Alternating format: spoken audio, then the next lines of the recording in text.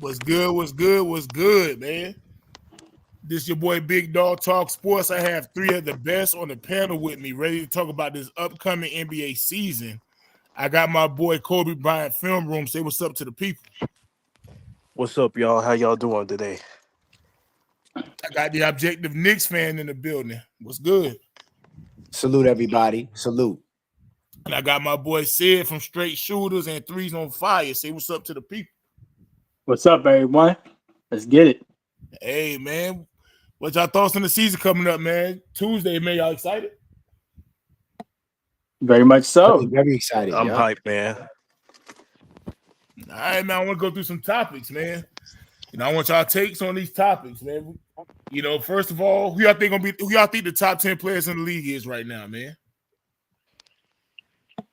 Yeah, I got I'm gonna give you mine real quick. I got Jokic. This ain't in order now. Jokic, Giannis, Tatum, Luka, SGA, Embiid, AD, Curry, and this one y'all might disagree with, but I got Ja, that last spot. What about you, Sid? I actually have mine in order. I got Jokic, Luka, Giannis, Embiid, SGA, Tatum, LeBron, Steph, KD, and Ant-Man.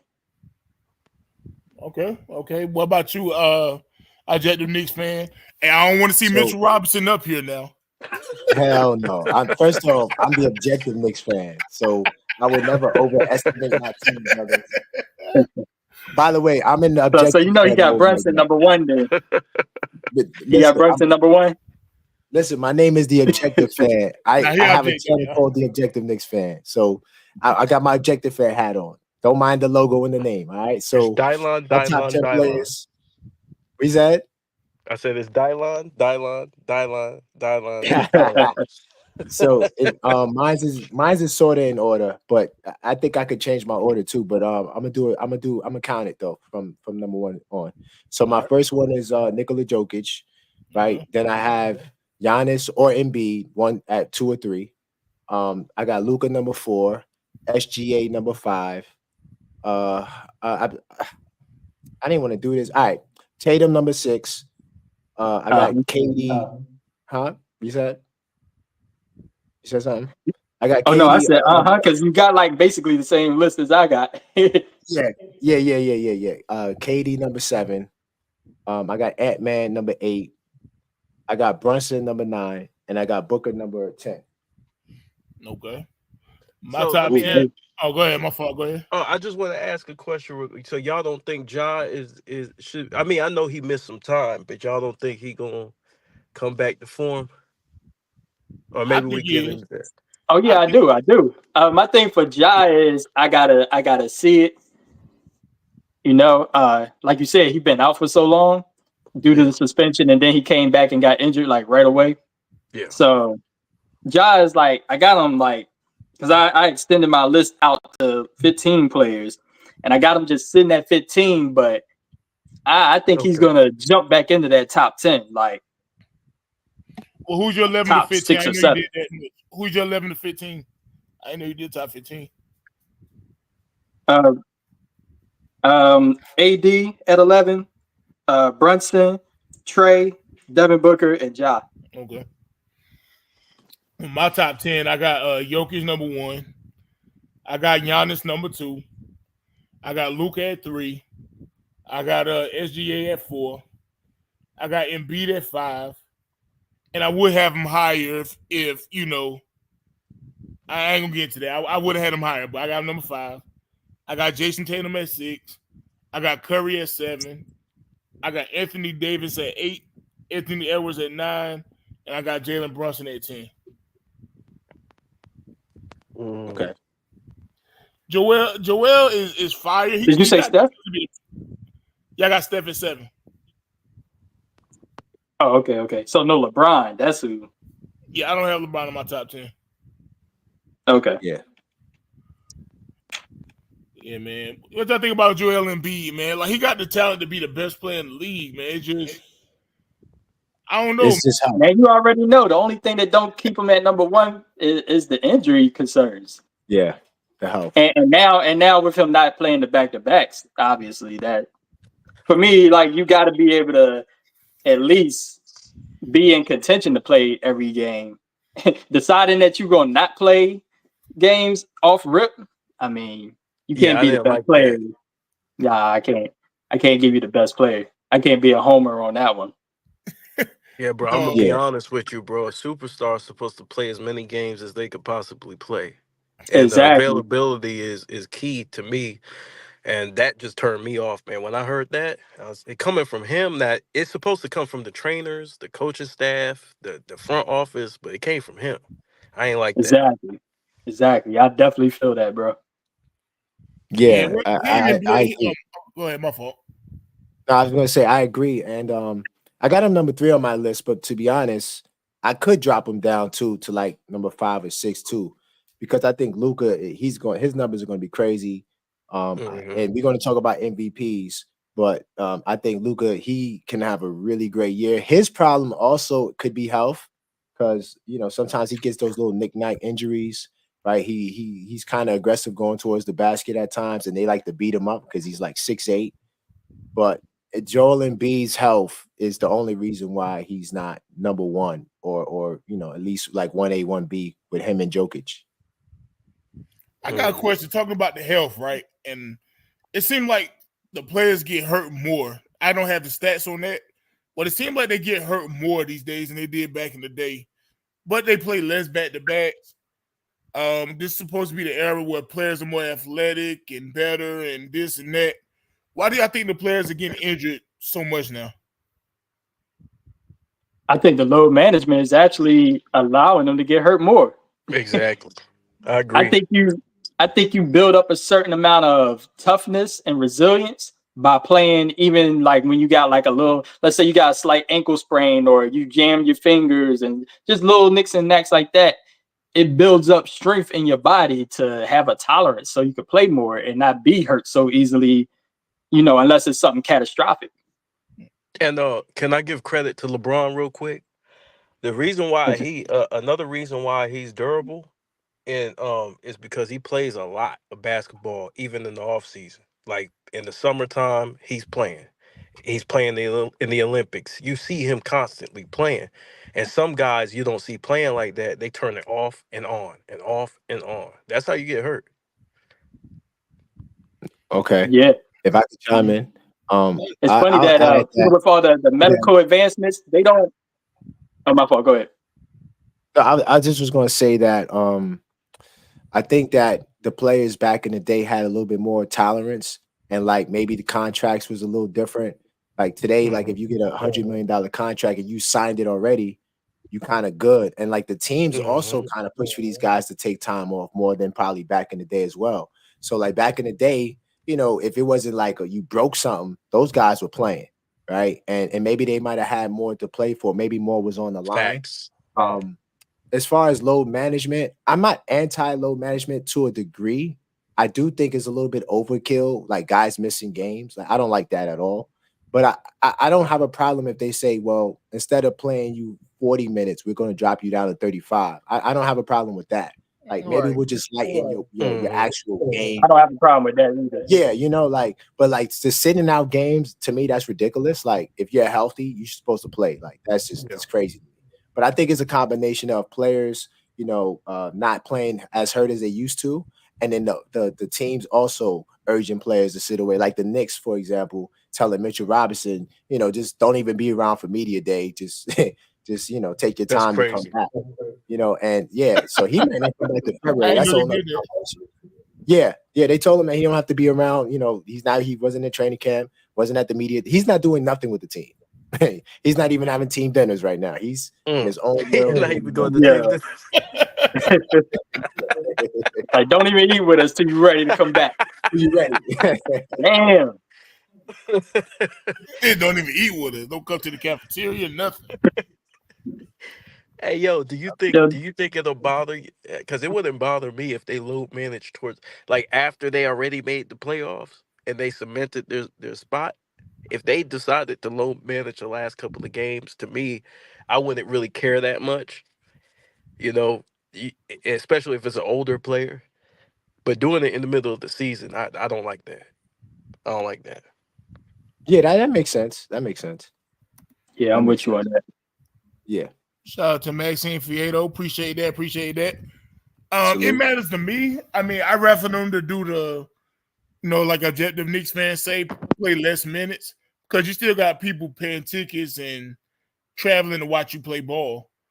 Now, if you at least go out there and play, like you said, instead of 40 minutes, say if you got your playoff spot wrapped up already, you get on the court for at least 15, 20 minutes, man. This is my opinion on that, but what y'all think about that? At least play 15, 20 minutes, not just sit out the whole game. I agree. You know what it is? They don't want to bring their stats down.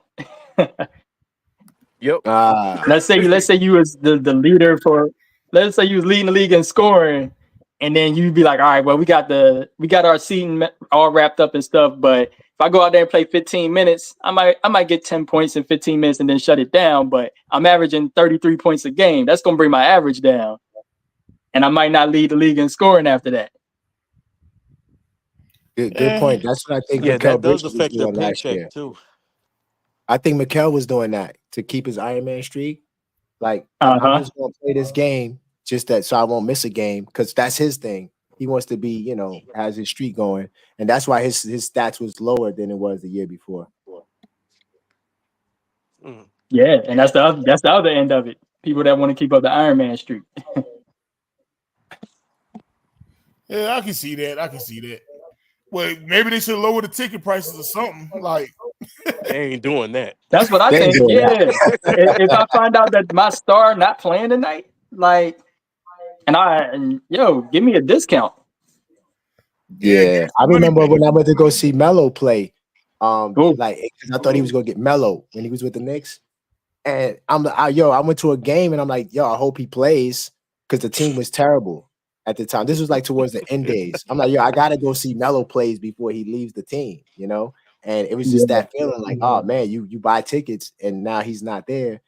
I mean, you can't get your money back, so it's just messed up. It's funny. How much was those tickets around that time?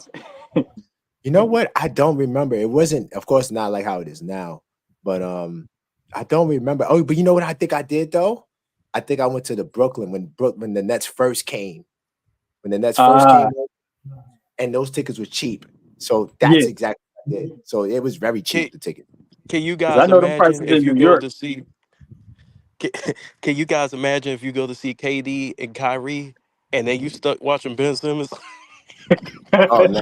Yeah. And you'd have paid like $500 for a seat. Like, this is when the Nets came from the Izod Center in Jersey. Because back in those days, you could literally get tickets for $10. Right? Yeah. So it was really cheap. It was like $20. It wasn't a lot. They didn't have those names yet. They just came over and they were trying to establish themselves, but they had no fans. So the ticket prices were so cheap that only because in New York we got a lot of people that are Laker fans and things of that nature. So those people will come out to the games to see the road team, and those games would be like you would think you were in LA, in Miami. It's crazy. That is crazy. Travel. All right, y'all. So next topic I want to talk about is who you think is going to have the biggest jump, like far as improving this year. Now, when I say improve, I'm not saying they're going to become a superstar necessarily, or they're going to be the best player in the league. But who you expect to make a big jump from where they at? Wembanyama. You think with me, I'm about to jump? Well, yeah, with Chris Paul, yeah. I can see that. What you think he'll be doing? Like, what you expect his averages to probably be? Man, he should be in Defensive Player of the Year considerations once again. Yeah. His points per game should jump up about 5 points. Playing with Chris Paul, he's gonna give him easy lobs. He's gonna be a monster. He should be in MVP considerations, even though I don't expect a playoff success like that. But yeah, that's what I expect. What about you, Sid? I mean, I felt like I would be cheating if I said Wemby. I got two other players. I would say Scotty Barnes and Jonathan Kuminga. Okay. And I think Kuminga, on his case, that he's going to really solidify himself as the number two. Like, really, like he's gonna come out there and really command a certain amount of shots. You know, since Clay is gone, and you know how Wiggins could be iffy, I think he's going to step up into that role. And as far as Scotty Barnes, I've just seen his game just been developing year by year. Right. What about you, Objective Knicks fan? Man, let me tell you something, y'all. This is the toughest award to predict because it usually comes out of left field anyway. I want to say Wemby, but the only problem with Wemby for me is he already averaged 21 and 10. Like, I don't know if he's going to get to 30 yet, you know, unless he gets to 30 and like 15. And if he's like 25, he's at. What if he does 25, 14? What if he does 25, 14, and like 6? 25, 14, and 6 could get it done. I don't really see that. I think it more likely would be maybe 24, maybe 12. I can see that being more realistic.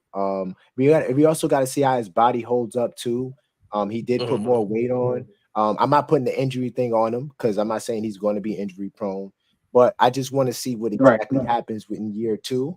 And I do think team success matters. And I know we're going to talk about that later. But honestly, I want to say Wemby, but I think Evan Mobley could be but here's the problem with Evan Mobley, right? And I don't want to just be a homer guy, but you know, as a New York guy, we kind of look down at Cleveland people. Sorry if you're from Cleveland. You know, Cleveland Browns, Cleveland Cavaliers, Cleveland Guardians. Yeah, you know, I have no faith in them. But if Cleveland could use Evan Mobley right, because what I saw him do in that playoff series for a couple of games when Mitchell wasn't in there and he was running pick and roll and he was being more of a focal point in the offense. If they can do that, I think he has a great chance of getting his numbers all the way up, right? So they should play through him? I'm not going to say, no, Mitchell's going to be the number 1 option, but I would make him the number 2 option. Okay. You know, I think they would have a lot more success because, especially with him at the 4, I mean, if he's doing pick and rolls and they give him touches down low, good luck trying to guard him. You know, it's going to be a handful. So I like Mobley. Scotty Barnes is not bad, but I'm gonna pick Mobley. I think that's the guy I'm gonna go with. I think Cleveland's gonna figure it out. Maybe they start struggling early and they're like, "Oh, hey, we got to get this Mobley kid involved." But I think he has a great chance as well. Feel that about Evan Mobley. Evan Mobley. But you know, I don't think he's aggressive enough for that. Yeah, it's partially that and the team. I don't think the team, you know, will put him in the position to do these things. I think, you know, because like I said, it's Cleveland. That's why I started with that. But if they were to use him like other smart teams would, I think that he can get to 20, 12. I think his numbers. Yeah, he should be getting those numbers easy. Yeah, 20, but when you got 2 ball dominant guards in Garland and Mitchell, good luck. That's the other part of it. How Darius Garland gonna feel about that? Because you know, originally when he finally hit the ground running, it was kind of like it was gonna be his team. Then they brought in Donovan. Then they drafted Evan, and it's kind of like he's being pushed down the ranks when he was supposed to be their star. And Garland's nice, bro. Garland is nice. Sure, I think Cleveland should move on from Donovan Mitchell, my opinion. But you know what? That might be the way to go. To be honest with you, because if you had Darius Garland and you got another good solid player for Donovan, and then you make it surrounding Garland and Mobley, man, that could be a good squad, man. Depending on who, if they get like Markkanen or somebody like that to go with it. Yeah, I agree. It would have to be another forward. Yeah. And give it to Allen too. I think I would put Mobley at the 5 and get rid of Allen. That's just me, but whatever. It's not my team. It's Cleveland. Well, you know another player I think flying under the radar who I think might make a little jump. Who's that? Pronunciation check. Alperen Sengun for the Rockets. Oh yeah. Oh, Sengun, yeah, he's nice. Sengun, I said his name all wrong. Sengun, yeah. I think he's gonna make a little jump too. I'm not saying he's gonna be, Wembanyama, but I think he's gonna make a jump this year too. I like the Rockets, man. That's like actually a good pick. the rebuild. I like their rebuild, man. I mean, Sengun made a jump last year. Yeah. So, I mean, I definitely see that.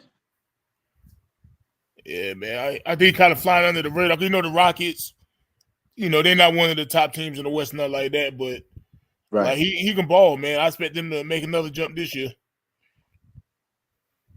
Yeah, no, definitely. I mean, I expect them to be in the play-in this year. Yeah, they took some steps forward. They took some steps forward last year. Hey, what about Chet Holmgren? I was thinking about Chet. But I think that team is too stacked for him to because it's all about numbers too. So like it's not just about how you play. Like they want to see 10, 20. That's what they want to see. So I don't think Chet's gonna have that growth in his stats. He'll play better, but his numbers won't show it. Yeah. Yeah, it's not going to be like he might get to like 19 because last year he averaged 16.5, about 8 rebounds. I don't see his rebounds going up, but maybe he can get like 2 more points. It's going to be hard. SGA might average 35 this year without Giddy. Do you think Jalen Williams? Do you think that Jalen Williams be out there hooping? Yeah, and that's another factor. Williams. He do. Do you feel like Hartenstein allow him to play smaller, you know what I'm saying, as far as like play his position instead of have to switch on and guard all these big matchups? What you mean? You don't look at him as a center? Huh?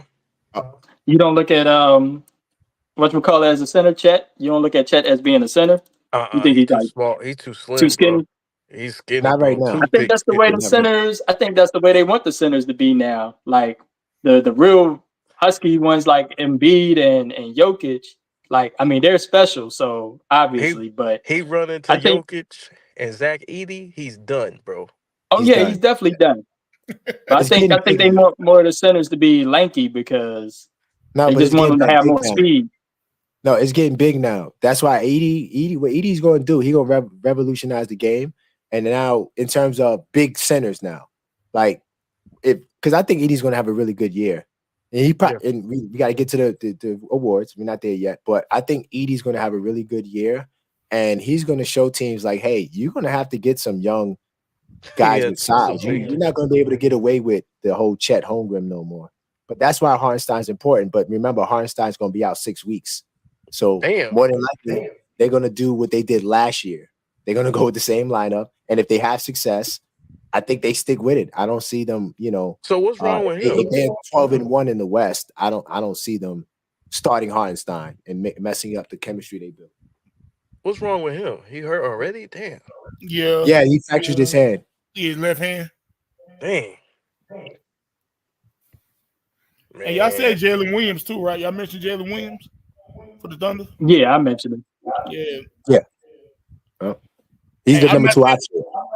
Yeah, I'm not saying this player is going to be most improved player of the year, but I think Andrew Wiggins is going to be back this year, man. Yeah, he was going through a lot. I hope so. that was tough what he was going through. Yeah. Didn't he win it already though? I thought he won most improved already. No, might have got that mixed up. No, I don't know, but I'm not even saying he's going to win the award. I just think he's going to improve what he did last year. His pops passed. Oh, okay. More like bounce back. Yeah, bounce back pretty much. And, if the Golden State do this one thing, I think it'll really help too. Trade Draymond Green. And I can see Kuminga and Wiggins flourishing, especially if we can move Draymond. I can see that. Y'all need a legit center. Yeah, yep. Y'all need to make one. What's up, J. Cool? They won't get a legit center though, man. That's just crazy. Yeah. Wow. I mean, the way the NBA is now, I mean, you still want to shoot threes. I get all that, but you're gonna need that big man if you're gonna beat any of the premier teams. Well, we got Quentin Post. We drafted. They just too short. Quentin Post. Okay. From Boston College. I ain't saying he gonna Is he come gonna out here play and be. minutes? I ain't saying he gonna come out here and be Rick Smith. You know what I'm saying? But I think he'd be serviceable, man. You know what I'm saying? I think he'd be serviceable. I save my Warriors take for when we Are get they to are they gonna use him though? That's the thing. Are they gonna use him? I don't know, man. We have to see. Yeah. They got a squad that's just, man, when you run against those bigger teams in the West, they're gonna eat y'all up. Those guards are too small, bro. I mean, they're bigs. I'm sorry. The like Kevin Looney. Kevin Looney. One thing about him, he works. He's gonna give you everything he got, but he's too small, bro. He can't guard AD. Can't ask. That's too much to ask for. Yeah. Facts. He would have to guard AD, Jokic. Yeah. Chet is too tall. He'll shoot over him. Like, yeah. That's and like the then hardest working man in basketball right there. he is. Him and Josh Hart. Yeah. I love Josh Hart, man. I love Josh Hart, bro. Yo, I'm so mad. Excuse me, Knicks fan. I'm so mad, bro, that y'all scooped this dude up, man, when he was right for the picking, man. I was like, yo, he's the perfect nigga to come to Philly, yo. Yeah. Dog, Man. I love watching Also, Josh you a Hart Philly play. fan too. You rocking with the Sixers. Oh, We absolutely. had him on the Lakers. And Kobe, you riding with the Lakers. Okay, this is gonna be an interesting show. The Very Lakers interesting. had Nah, I everybody, ain't riding man. with the If the Lakers Lakers yet. could put their team back together, all the people they just got rid of so they could have LeBron and AD, Yeah. y'all would have a squad. A Facts. different squad. A young squad, I should say. A younger Yeah, I'm just a squad. Knicks fan. You talk to your Knicks people, I talk to my Warriors people, man. Let's make this Draymond Josh Hart trade happen. Whoa. Are you crazy? Are you? No. We don't need that over here. Come on, Nah. man. Listen, man. You give nah. Josh Come on, Hart is man. already enough to deal with. Let's make that trade happen, man. You have Nah, Draymond, we you can good. distribute the ball for Jalen Brunson, We good. We don't need a power forward that's playing center. That's really a power forward. Nah, I'm good. He can play power forward, can't play center. Nah, exactly. I'm good though. Listen, man. We You already had got a it. power forward. His name is Precious Achua. That's our power forward. And I we'll like throw, him too. we'll throw your second round pick with it, man. I'm good, man. Precious. I'm good. Hey, good. man, Trust me. somebody, please take Draymond. Man, you made a mistake. Y'all should have traded Draymond, signed Clay. You should have gave Clay the money, traded Draymond, and kept Poole. But y'all chose the older guy, and you traded the younger guy, and then you lost the youngest of your big three, which is Clay. He was the youngest out of all of them. You let him go, but you signed Draymond. I mean, yeah, that's bad. I was gonna save this Warrior stuff when we get to the other section because it's gonna get spicy when we have to, rank the teams. But I'm letting you run your show, Trav. Let's go. Let's go, man. All right, well, let's do this then. Who's going to be the playoff teams in the Eastern Conference, y'all? I got And what seeds? Oh, Including the play-in. If you want to do I the got the play-in, that's Celtics fine. as But number I one. prefer just doing who you think is going to make the playoffs, the 8 spots. Celtics Okay. number 1 seed, man. I'll go first. You go first if you Okay, want. go ahead. It don't matter. Celtics. All right, who got number 2 seed? Knicks. Let's go. Third. Bucks. I agree. Fourth. Sixers. Philly. All right, we got in the 5th seed. I got the Cavs. Then 6th, the Magic. Yep. 7th, the Pacers. The Magic might make a push though. They get if The Magic might get up to 5th or 4th. if they see Boston in the playoffs, the Magic give them a tough time. They do. That's because they got so many tall players at the wings. Like, Yeah. and I guess 8th, 8th is the hardest one because just I'm gonna go with a surprise team. I'm gonna say the Bulls if Lonzo stay healthy.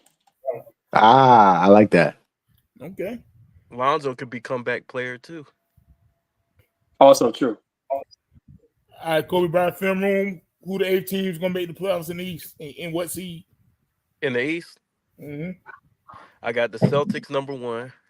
I think that's unanimous. The Knicks number 2. I've got. I don't trust Milwaukee this year. I put Philly number 3, Okay. and I'll put Milwaukee behind them. What's that for? You got Cleveland.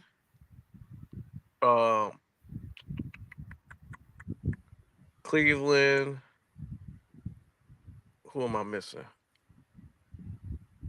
You haven't said the Magic, the The Pacers. Magic. Yeah, the Magic. Matter of fact, I put the Magic in front of Cleveland. The Magic in front of Cleveland, then Cleveland, and then Toronto, and then the Bulls. Okay. So no Pacers.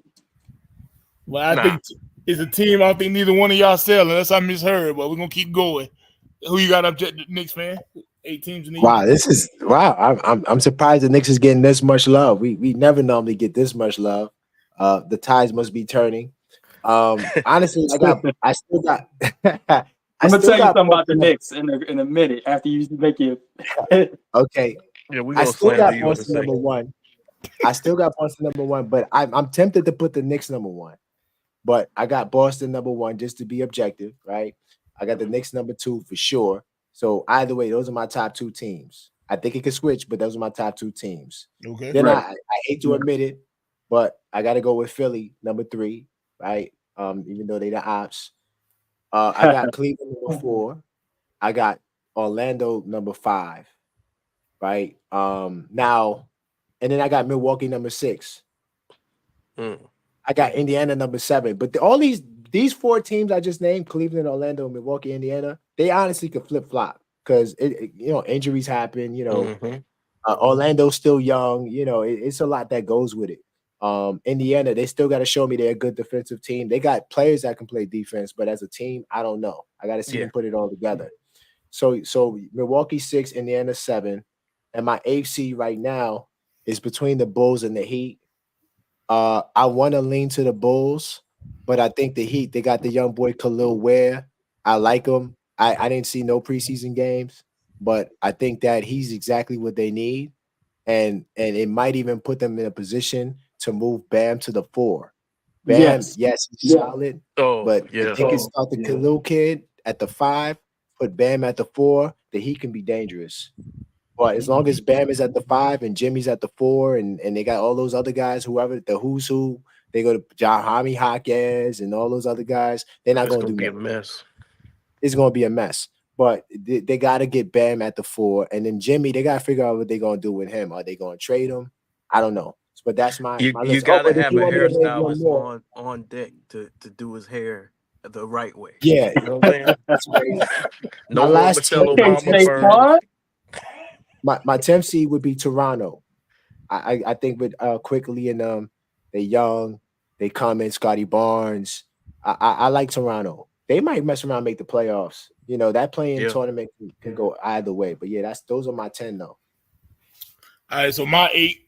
I got the Celtics first. I think they got the best team in the league still. I got the Knicks second. I like what they're doing in New York. I got the Magic number 3. I got Orlando taking the 3 seed. And the reason why I got them taking the 3 seed is because, Embiid ain't playing back-to-backs. He's going to get injured. Paul George is injured. So they're going to, get some extra L's that makes them fall from the top 3, I do believe. I do have the Bucks at number 5. I don't trust the Bucks either. I don't trust Doc Rivers. Y'all know that by now. I got the Heat at 6. I got the Pacers 7. And I got the Cavaliers at 8. Yeah, that's a good squad. That's good. Yeah, and I think Butler's going to be playing the 3. I think Butler's going to be playing the 3. They got, what's the game? Nikola Jovic. Yeah. I think he's going to be playing more. Yeah. So Butler, he'll be back at the 3. I like the Heat team. I still think they need to make a move to improve, like to a top seed. But I still like the Heat though at number 6. Okay. My only I problem with don't the really like the Jokic Heat like kid, that no more. my problem with him is that he's not going to be able to guard the elite fives. So then they're going to put Bam on the fives. I want somebody to take the pressure off of Bam so he don't even have that matchup. Because I Right. think he'll kill most of the power forwards in the league. Mhm. So even with the Jovic kid, Bam still gets those tough assignments. I was rolling with that thought of putting the boy Ware at the center. I thought that was exactly the right move when they drafted him. Yeah. Yeah. And then over here, you still got Terry Rozier at point. Hopefully, he play more games in Miami. Worry about no injuries. But that's what makes them. That's what makes me skeptical about them. Rozier and Hero. They got talent, but I don't like the combination. It's like there's something off about it. Yeah. I don't like it either. I think Hero, he's fooled defensively. So if your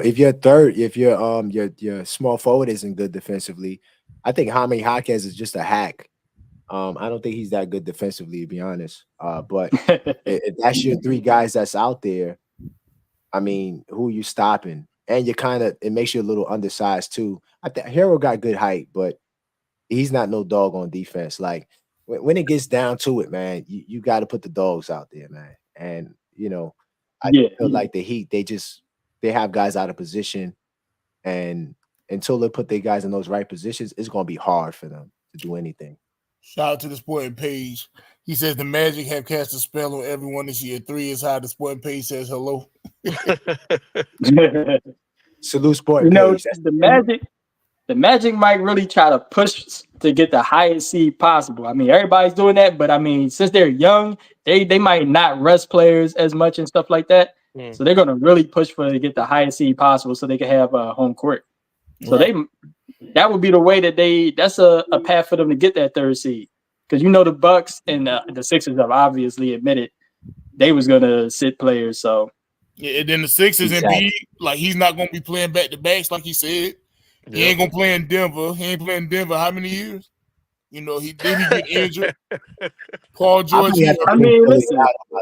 I might have to bring them down on my list. Because I was giving respect to Paul George and I respect Embiid.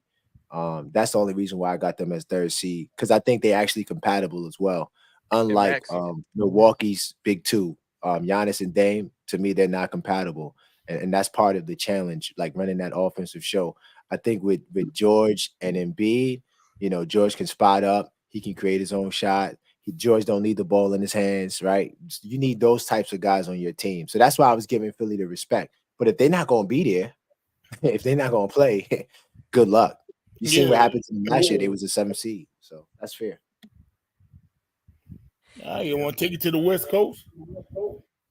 Objective Knicks Fan, who you got in the 1 through 8 West Coast, man? So yeah, the West Coast to me, I don't think the West Coast is better than the East. I just think that they got more teams that can make the play-in. But like the top teams to me, like it's kind of even when you look at it. That's just my take on it. Minnesota, number 1, and Dallas, they kind of interchangeable to me. My only problem with Dallas is health. Will those guys, Kyrie, the other guys, really will they hold up? How many games will they play? Clay, how many games will they play? But if it's between Minnesota and Dallas, I think Minnesota, they still probably got the best. It's between them and the Knicks as the top defensive team in the league right now. So those are my 1 and 2. My 3 and 4 is OKC and Sacramento. Now, by default, I got OKC number 3, but I could see them going to number 4. It depends on Sacramento. Whoa. Yeah, it depends on Sac Town what they bring. Then I got Denver number 5, New Orleans number 6. I got the Suns 7, and I got the Lakers number 8, Memphis 9, and the Spurs 10. Now, if you notice, there's a team that's not in there, and I know Big Dog is going to notice it. But if you want me to get more, I could. Where my bottles at? We're Warriors gonna have to take shots at the Knicks now. come out to play. I got the Warriors. I Yo, got the where the- Warriors competing.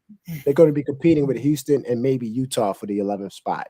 Ooh, Damn, that's not good. nasty. That's nasty. Not even the 10th spot. Dang, bro. All right, That's Do you want me nasty. to elaborate? I can. if you want to, go ahead, man. Go ahead. Spit your I blast. got a feeling about what you're gonna say though. Go ahead. So the thing about it is, I think the Spurs with Chris Paul, I think that what he's going to do for that team, he's going to give them so much structure. Because now, last year when the season started, I'm not sure if you guys remember, you probably do. Wemby wasn't getting the ball like that. Mm-hmm. It was the Keldon Johnson and the other Vassell show. Come up the court, shoot up the threes, light up the threes. Them days is over. Now they got a real point guard that's going to really structure the offense, and they're running pick and roll. They're running all of that traditional basketball stuff with a little modern day, Wemby spotting up, shooting threes, high posts, all that stuff, taking guys off the dribble, mix it in the modern style of basketball. Their offense is going to be they're going to have so much structure to their offense that I could see Wemby averaging 25, 13, and some blocks, all of that stuff. Defensive Player of the Year candidate, top 6 MVP vote. I could see all of that happening for the Spurs. And if that happens, and there's a strong chance it does happen, to me, that puts them as the 10th best team in the West. Memphis, you already know they got Ja Morant back. But I still think that the West there's so many teams that's better than Memphis. That's why I got them at number 9. And the Lakers, I'm giving respect to AD and them, and the Suns, same thing. I'm just giving those are respect picks. Now, if those two teams were to fall out of the top 10, I could see it. But the Warriors' biggest problem to me is, like we hinted earlier, they don't got a big man. Exactly.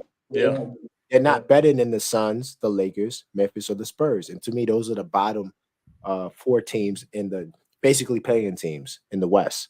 So I can't put the Warriors above those teams because they don't got size, one. I still think their defense is suspect. I got no faith in their defense. Yes, Draymond Green, he's solid. He's gonna do a job on somebody, but he's getting older. He's not as athletic.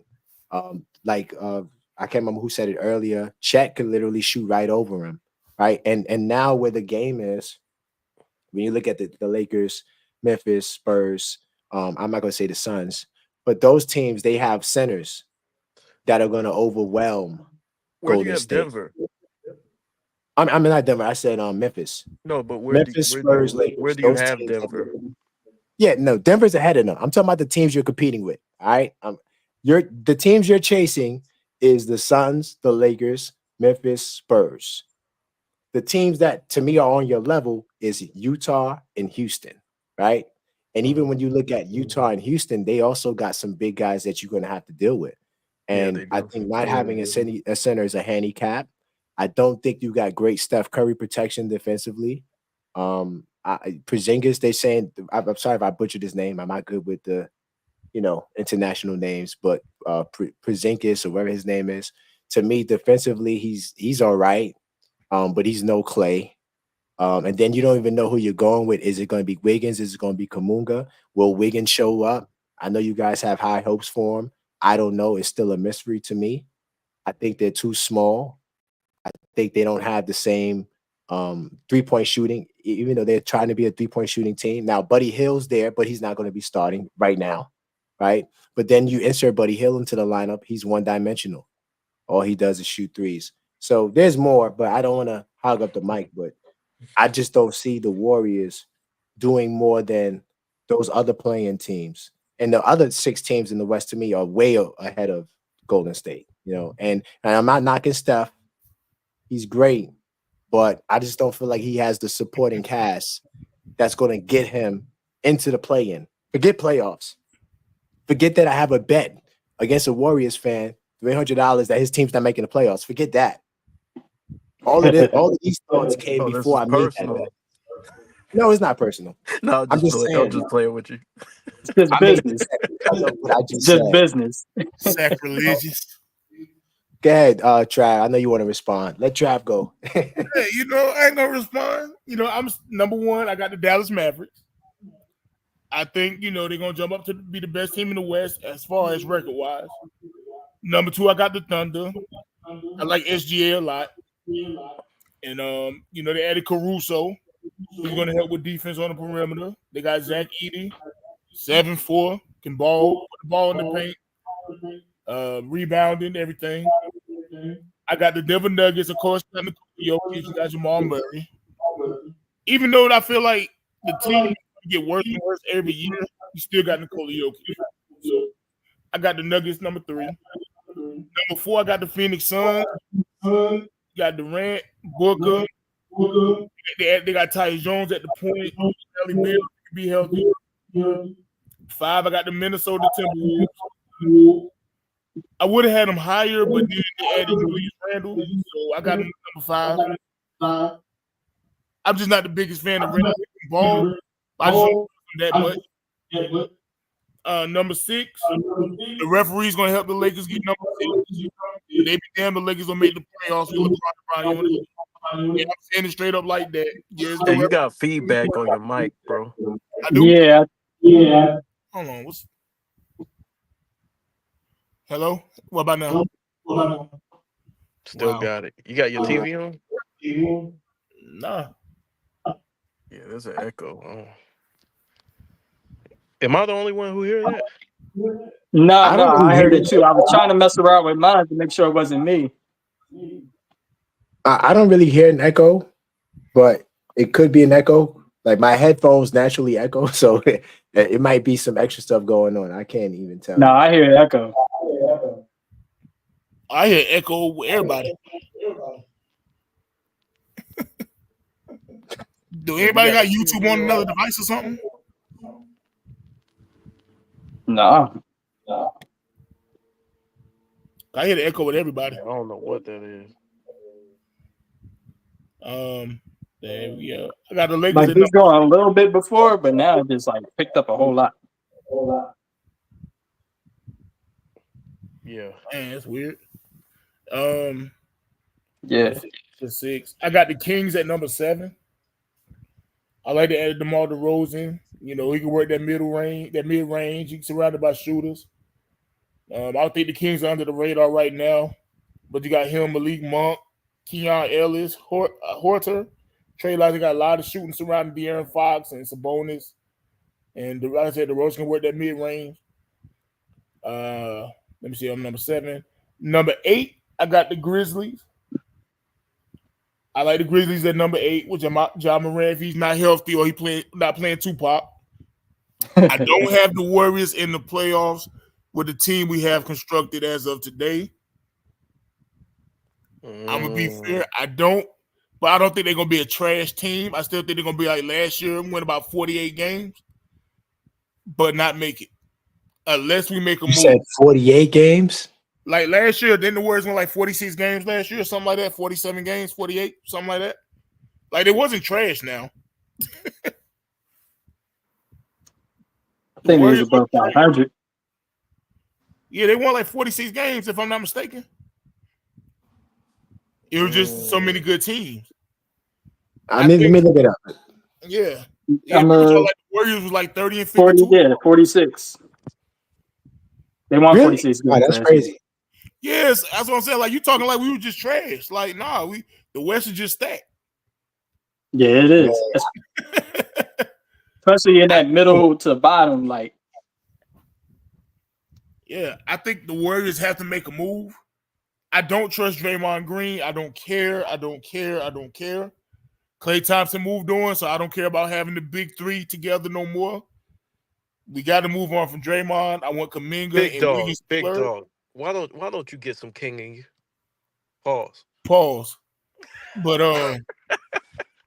yeah, I got the Grizzlies. Y'all going sub 500. Listen, y'all going sub 500, bro. I'm sorry. No, look, relax. Houston was 41 and 41. That y'all gonna be around. Steph Curry is still Steph Curry, bro. It has nothing to do with Steph. Well, it does. It got a lot to do with Steph. It does. But it's the team, though. Your team is just See, Curry elevate his players, bro. I put it like this: if Steph Curry was in Houston, where would you rate Houston? Oh, that'll be a championship team. Exactly.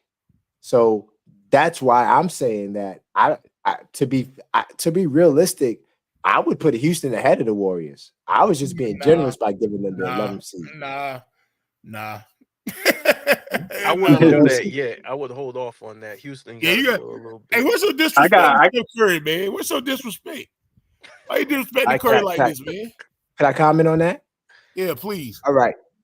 So first off, to me, and this I don't want to take this show a whole nother direction, but to me, Steph Curry is the best point guard in NBA history. Oh wow! Okay. Just like LeBron is the best small forward in NBA history. Relax, please.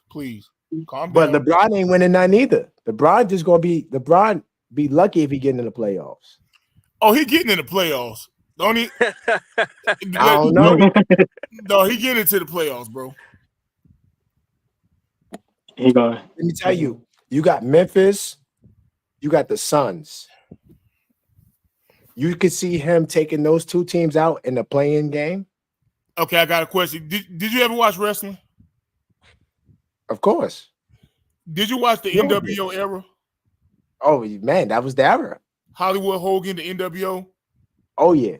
Now, Hogan was supposed to lose some of those matches, but the NWO, which included other wrestlers, the referee, the person that was running the show, all had his side. Yes. All had his back. Yes. That's what's going to happen. You know that could come back to bite you because either way, you guys are going to get the ratings and the views. So even if you lose, we could put these other teams like Memphis, who don't got no light, right? We could put San Antonio, who they got light because of Wemby, but those teams are smaller market teams. Let them get the shine, and we know y'all gonna watch the Lakers and the Warriors. But I get what you're saying. You're saying they're gonna fix it so those guys can make the playoffs and they could get higher playoff ratings. I think the ratings are gonna be high either way. So it's not even about the Lakers. It's about LeBron. LeBron could be on the Toronto Raptors. It's about That's LeBron. a fact. So they're gonna have like 500 plus free throws versus their opponent. But you got John Morant and KD. You got Adam Silver. You can't trump that. Yeah, you can't trump Adam Silver. That's a fact. You can't trump that. It's too much going on, bro. You got LeBron and his son, Bronny, the father and son thing. Yeah. You got a black woman that's the assistant coach. Shout out to Lindsey Harden. I love Lindsey Harden. It's too much, and they got the Last Dance film, like filming footage and stuff.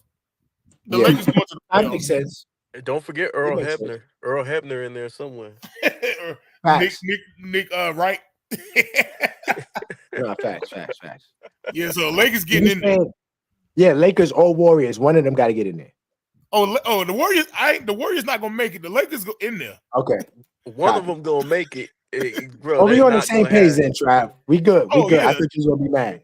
Oh no. The Lakers in there. They taking somebody playoff spot. Because look, the guy who I betted with, right? He has the Warriors as number 4. Whoa. Oh yeah, exactly. They feeling going. Easy money. Dog, if Wiggins come back like he was in 2022, and Curry don't lose too much of a step because he's getting older. Yeah. And Draymond don't, man, we gotta get rid of Draymond, bro. I'm not confident till Draymond is gone. And that's not happening, brother. That's not happening. I'm not confident. Nah, y'all stuck with y'all bad child. Yeah, just let Draymond give y'all some liquor. No, it is not even because of his play, because Draymond can play. He's a great facilitator for our offense where Steph can play off the ball. Is that he's clutch sports lover child. And he the mole. I don't trust him, bro. He just got the mole. That's all, bro. That's it. No, he talking about I'm sleeping with the king in me with a bottle of liquor. No, bro, he got to go, bro. No, man. How much he makes a year? He makes like $25,000 a year, $25 million a year. I mean, something like that. He got to go, bro. He got to go. No one's taking that salary on, brother. Somebody take it. Somebody take it. Hey, it's some good liquor, bro. It's some good liquor, man. Yeah, he got to go, bro. Like I'm sleeping with the king in me. You doing what? He Nah, man, won't. he got to go, bro. I think he sabotaged us when we played the Lakers in the second round the other year. They ain't made this a big story, but they said somebody leaked information to the Lakers about the Warriors in the playoffs. I can't say it man. was Draymond, but it's like they just swept that under the rug. I ain't forget about that. That's tough. Draymond got to I'm go. curious to hear these guys. I want to hear they take on who they got in the West. I got number one. I got OKC.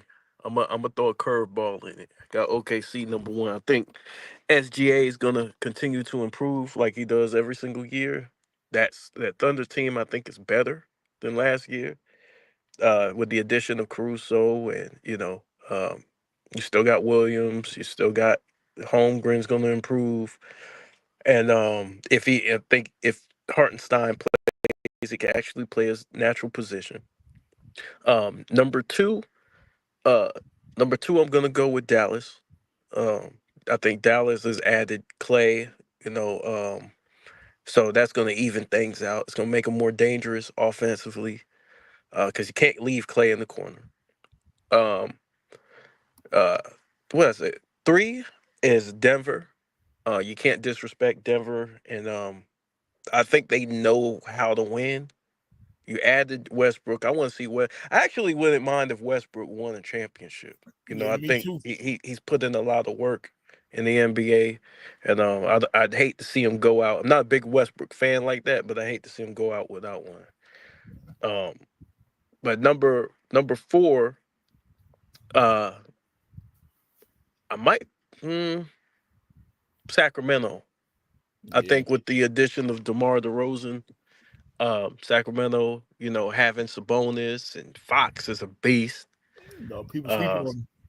yeah, D'Angelo, not D'Angelo, De'Aaron Fox is a monster, bro. Um, and so with that, I got them. After that, I'm gonna throw the Pelicans in there, man. If the Pelicans can stay healthy, they've got Dejounte Murray. Um, Mhm.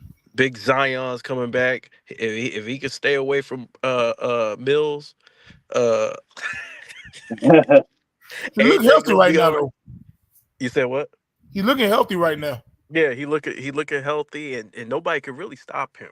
To be honest, if he would have played the rest of that game last year, the Lakers probably wouldn't have gotten past them. To be honest with you, because Zion was doing whatever Zion wanted to do. You still got Brandon Ingram, um, Alvarado. I like their team.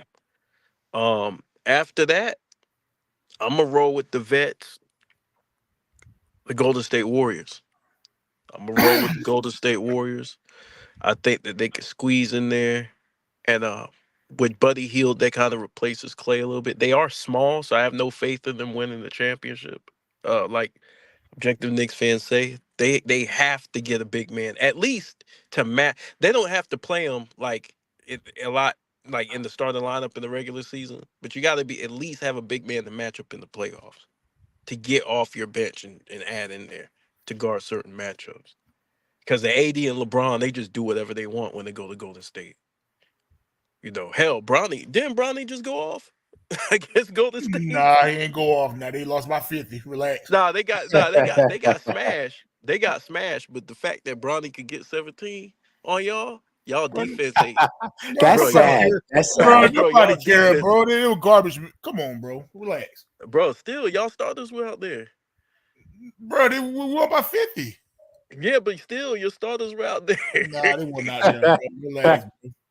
All That right, game is over. the next spot, I'm gonna go with the Lakers. I can't see the Lakers not making the playoffs. With AD, LeBron. Now you add Dalton Connect.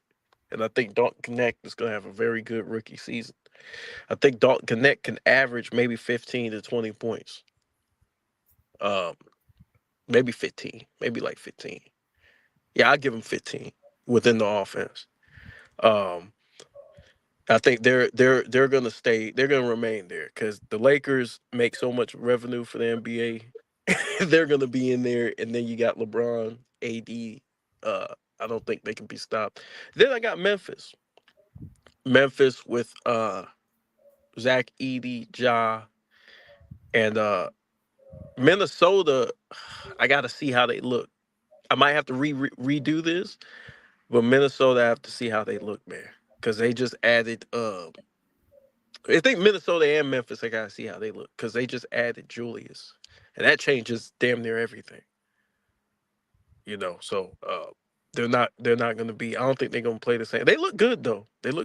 Maybe I'll put Memphis. Man, I'll put the Timberwolves above the Lakers, and then Memphis is last, and then Houston. Then after that, Phoenix. I don't have much faith in the Suns, bro.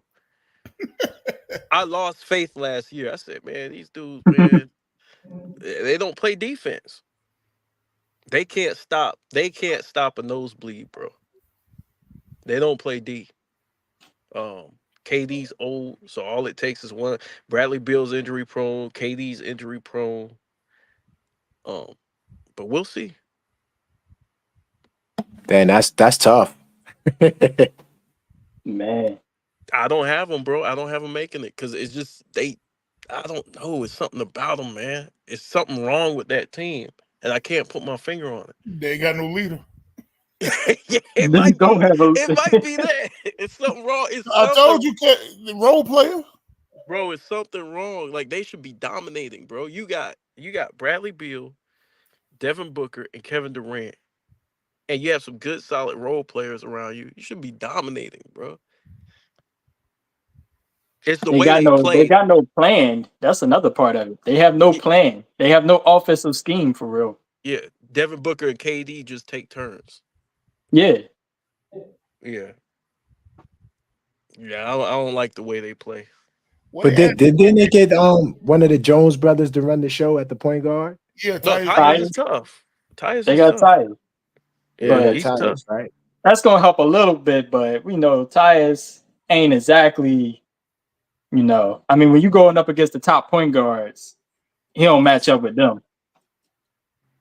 Yeah, his defense. Yeah, I agree. The defense is the problem because Jones is also not that great of a defender. He was good in college, but he tries, but he's just too small. He's another small dude. Who is their wing defender? Who is their main wing defender? Nobody. They got KD, Bill. Yeah, exactly. That's the problem. They have no wing defense. They have no point guard, no guard defenders really. They have no wing defenders, and they really ain't got a rim protector. Their defense is just hired Mike D'Antoni to run the offense. Yeah. You know what? You could, but they too old. They too old and injury prone to run. They can't really run like that.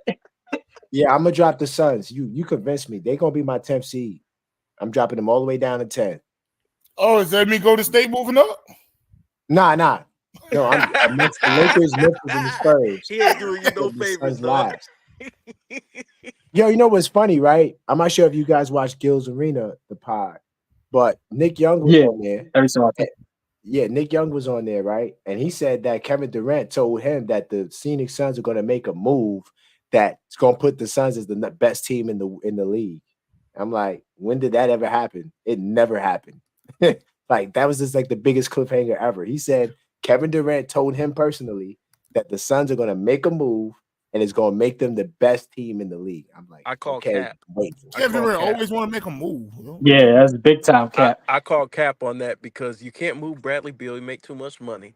They up against the new CBA, so they really can't unless they trade Booker, which they're not going to do. I don't see them really. Like with KD, unless you trade KD, then he'll be in a whole nother situation. So it would ruin. Like I don't see what he's talking about. But that's not gonna make the Suns better. Yeah, it's not gonna make the Suns better, man. They don't got no team still. Like they got Grayson Allen. Yeah.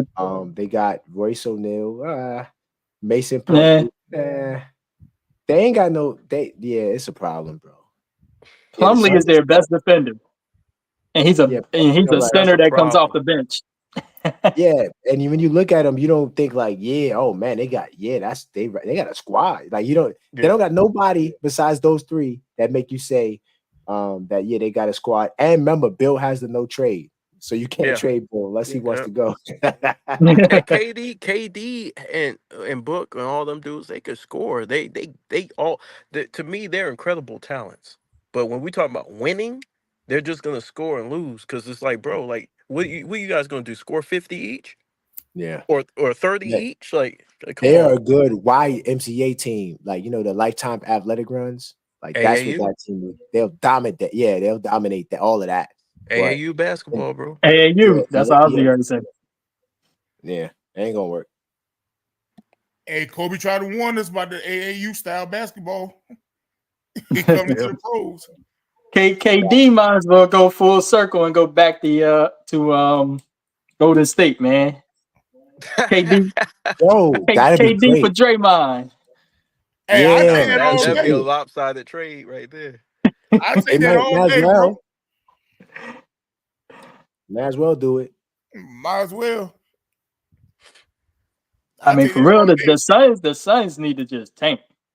Not only Oh, are yeah. all three of their two out of three of their stars are older. One is in his prime. They have no cap space. They in the luxury tax. I think they in the double luxury tax. They have no extra draft picks, and if they make the playoffs or just barely miss the playoffs, their draft pick ain't gonna be that good. They stuck.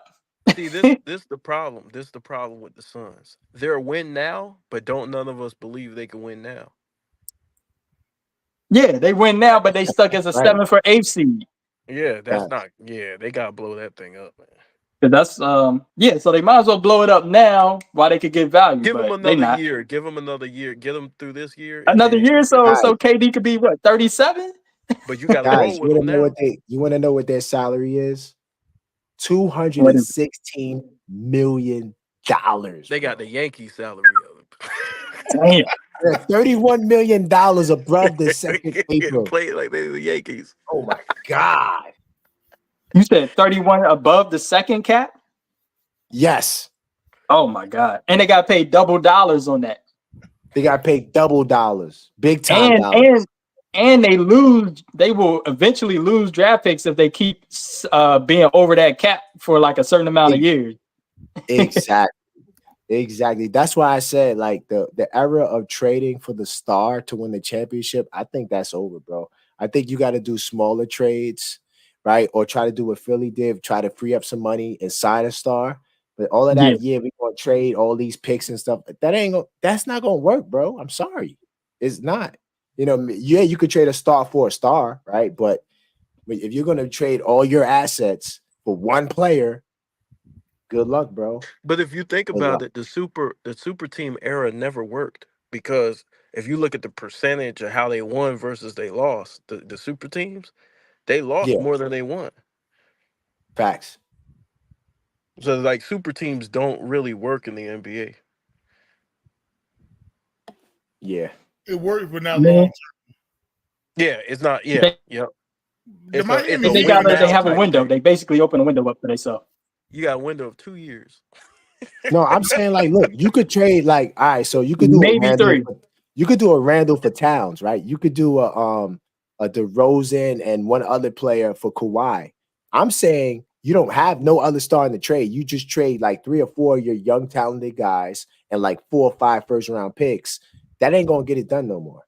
But yeah, you could trade like an all-star for another all-star. That's not what I'm saying.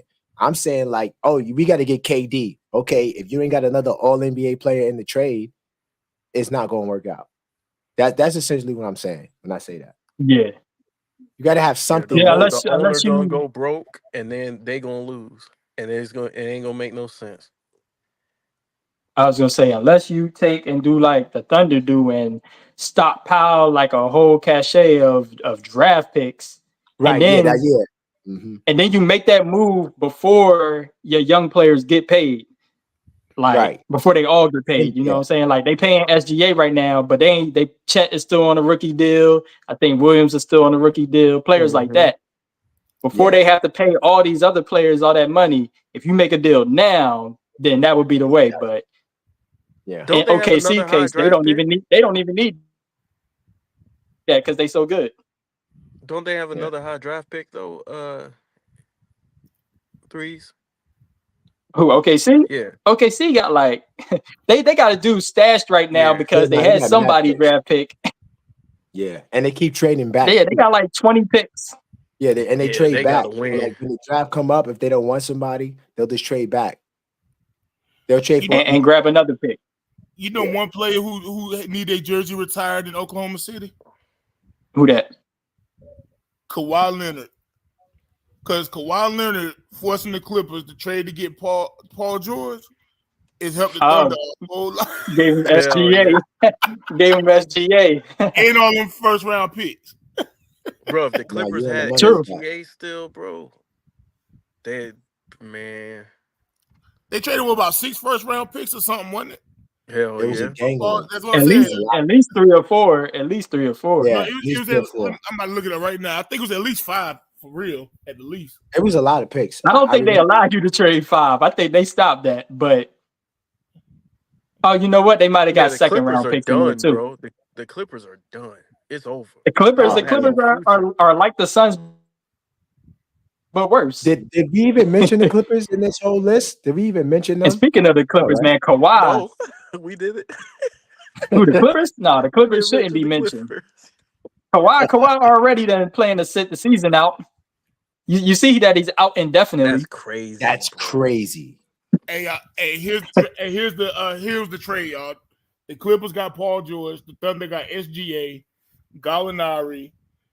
They got the Miami Heat's 2021 unprotected first round pick. They had got the Clippers 2022 unprotected first round pick. Crazy. They got the rights to the 2023 first round swap with the Clippers. 2024 unprotected first round pick of the Clippers. Damn. The Heat's 2025 protected first rounder for a player from 1 through 14, but it'd be unprotected in 2026. They got a right to a 2025 first round swap with the Clippers, and they got another first rounder unprotected from the Clippers in 2026 I forgot about the pick swaps. Hey, Steve Ballmer spent a lot of money for nothing, bro. For them not to have no production, this is crazy. OKC retire Kawhi's jersey. Nice. Yeah, Kawhi put them in the position, bro. It's sad because the Clippers were supposed to be in contention, man. And in fact, it seems like the team that trades away the star benefits way more than the team that gets the star when you think about it. But you know, like, what look at the Nets. It shows you how valuable draft picks are. How building your team through the draft is better than building your team through free agency or through trades. So building your team through the draft is the best way to build your team. Right. Yep. Because they build in, chemistry and everything together. Like Golden State did, you know what I'm saying? Draymond, Clay, and Steph. Nobody expected them to blow up like they did, but they grew together. And look what they became. Yeah, that's the model. Even Denver, I like how Denver did it too. Mm-hmm. Yeah, made 1 or 2 moves, but they kept Jokic, Murray. All the top teams are just full of draft picks that develop. Really, if you look at it. Exactly. All right. Good scouting, good development. Yeah. Mm-hmm. All right. Who playing in the finals, y'all? Hold up, I didn't give my West. Oh, you didn't? Oh, my bad. Go ahead. Give it. No, it's cool. It's cool. Number 1, I got OKC. Number 2, the Nuggets. 3, the Wolves. 4, the Mavs. 5, the Grizzlies. 6, the Lakers. Much as we talked about the Suns, I'm about to drop them, but 7, the Suns, and 8, the Rockets. But the Rockets are going to get in by beating teams in the play-in. Okay. I respect that. I can see that. No, the West is stacked, man. Yeah, it's stacked. Like the West so stacked, like people thought the Warriors was trash last year. Like now they won't trash. Mm-hmm. Yeah, they're like a 500 team, like 41. But let's move forward. We ain't got to talk about it. I'm about tired of the Knicks fan. You know what I'm saying? Disrespect to my boys, man. You know what I'm saying? Nah, you know what it is, man? It's the Warriors fans that do it. Not you, because you the only Warrior fan I know that don't got the Warriors in the playoffs. Like, that's crazy. I ain't biased, man. I try to tell people I ain't biased. I respect it. All right. So Championship. What's championship series gonna be, y'all? Final series. Start off with you, Sid. And who gonna win? You said the finals. Oh, I thought you was gonna do the conference finals first. But okay, we can do the conference finals. My bad. Conference finals, West Coast, East Coast. Who's gonna be the conference finals? Y'all gonna definitely laugh at this one. I got the Sixers over the Bucks in the East, and I got the Nuggets over OKC in the West. Oh, okay. And you got the Sixers. Well, we definitely laughing at that East Coast take and the West Coast take. Nuggets over OKC. That's laughable. Man, go ahead. I'm not mad at the West Coast. I'm laughing at the two East Coast teams you got up there. Oh yeah, no. I already knew the East Coast because I gotta do so. I gotta stand up for the Sixers on the East Coast, but the Bucks. I have the Bucks taking out the Celtics for us. Wow. And I think if we get another shot at the Knicks, Oh, you think the Bucks can beat the Celtics? Oh man. Yeah, that's what I'm saying. Like, damn. It's an upset, man. It's an upset. Somebody got to be upset. You do know the Bucks head coach is Doc Rivers, right? I know who that coach is. I just want to make sure you remember that. All right. The Celtics were once coached by Dr. Rivers before. He coached the Celtics before too. So yeah, and they underachieved too. But and they got one lucky championship. If you really want to, if Giannis get that far, I think he's winning the chip. They underachieved. Listen, the Lakers are lucky to get that one on the back end, man. Lucky. Yeah. I agree with don't do this. Perkins got hurt. Remember, they won that in 7. Perkins. Bro. Are you talking about 2010? Come on, bro. This dude said Perkins. Come on, man. We beat them, bro. Perkins was able to help them. Like, the Lakers had a big squad back then. Pause. But they was running out Bynum, Gasol, and Odom. Like, but Bynum was on the minutes. Bynum didn't play that much. Yeah, he ain't really like people. Y'all talk like Bynum. I know, but the fact that he was able to play and they got the rebound and they had the rebounding edge once Perkins went down. It was KG out there by himself. But hold on, who out rebounded KG? Gasol in that last game for sure. No. This man on the screen, this man on this avatar. Well, hold on, but are we going to excuse? Well, yeah, him too. But that's another part of it. Kobe, they got Kobe out there grabbing. How many rebounds did Kobe grab? Like 17, I think. Yeah, Kobe's a monster, bro. Hold on, you're going to excuse Perkins? I don't doubt that. I don't doubt that. What about Bynum? What about Bynum? Their interior defense and their rebounding was different without Perkins. But were you saying this when we lost in 2008? We lost Trevor Ariza for most of the series, and we lost Bynum. Bynum didn't even play. Yeah, Bynum didn't play. Okay, so then that means y'all shouldn't even have to. Actually, I think more so than that Gasol wasn't quite ready for that stage. I think Gasol not being ready for that stage yet was the real thing.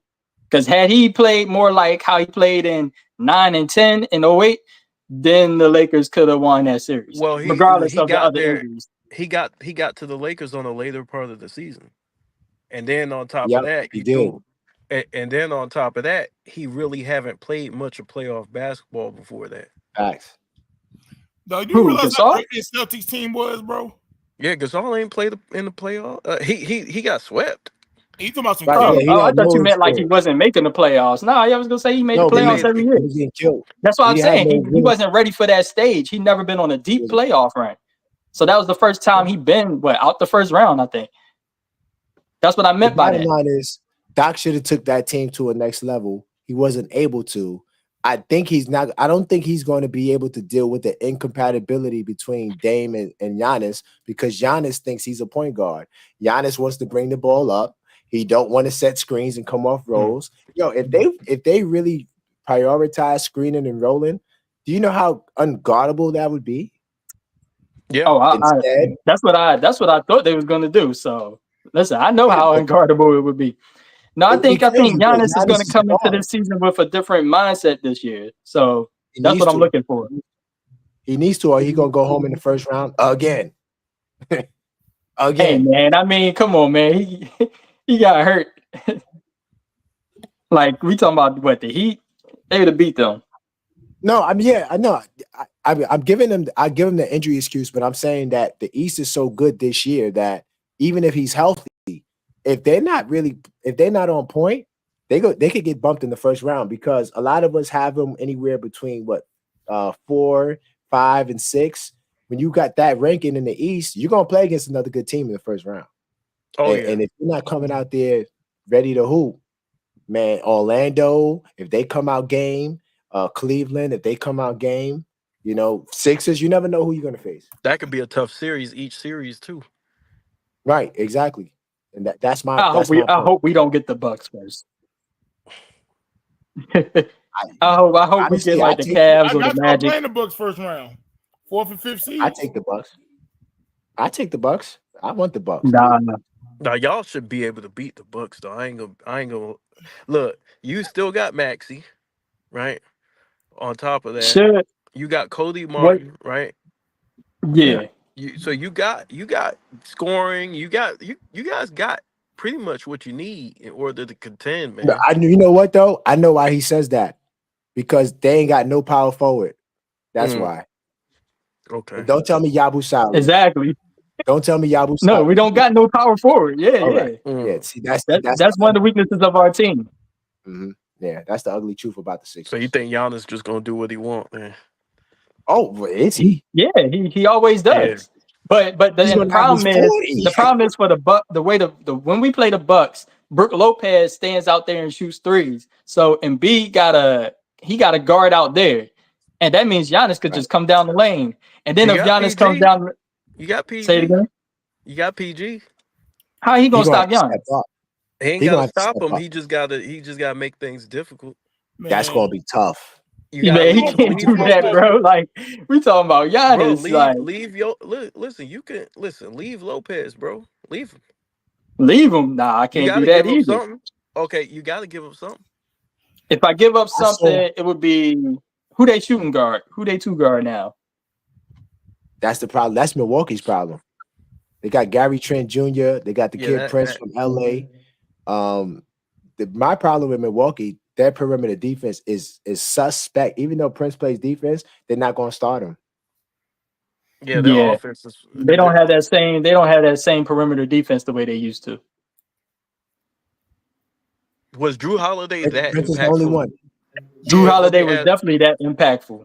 Because bro, this is really Drew Holiday. To this day, I miss Drew Holiday. But this is proving how great he is as a defender. Then, because if they just collapse like the very next year without him like this, bro, like that dude. Listen, because look, Boston won their first year with him. Let me tell you about Drew. So Milwaukee won their first year. with the him. Bucks won their first year with him. Yeah, the Bucks won their first year with him. When we traded him to the Pelicans, that was the first time the Pelicans went to the playoffs. Yep. He's exactly. Bro. So he's top 5 all time. Top 5 all time 2-way point guard. Drew Holiday. We could debate it. Not now, but yeah. You know who? I was gonna say I got Drew up there like as a point guard defender. I got him up there with GP. No, but he could score if you need him to score. He reminds me too. But yeah, that's my take. What about J Kidd? J Kidd's up there too. J Kidd is up there. Hell yeah, he's top 5. Kidd, GP, Drew. Who am I forgetting? It's somebody. Drew is more of a scoring threat than those two, though. Like if you need Drew to get 20, I think he's a better consistent 20-point getter than the other two guys. That's just my take. But what about Sidney? Then Kidd and GP? Yeah. Yeah, then Kidd and JP. Because Kidd is he's past. Moncrief was a 2 guard. Oh, he was 2. Yeah. Yeah, Moncrief is a 2 guard. And I'm saying when you say it, right, you got to go in your memory bank. So you're like, oh wow, he might be because you're either going to name a really good point guard that's not that great defensively, right, or you're going to name a really good defensive point guard who ain't got no offensive game. So when you talk about Walt Frazier, I was going to ask about Walt. Oh hell yeah, Walt Frazier is number 4. He's man. What? Hello, Walt is up there too. Knicks fan. Walt Clyde is definitely top 5 up there for sure. Clyde clamp shit, bro. What? And he get buckets. And Yeah, don't Oscar Robertson. Y'all welcome for getting one of Philadelphia's finest on that team too. Oh, we appreciate it.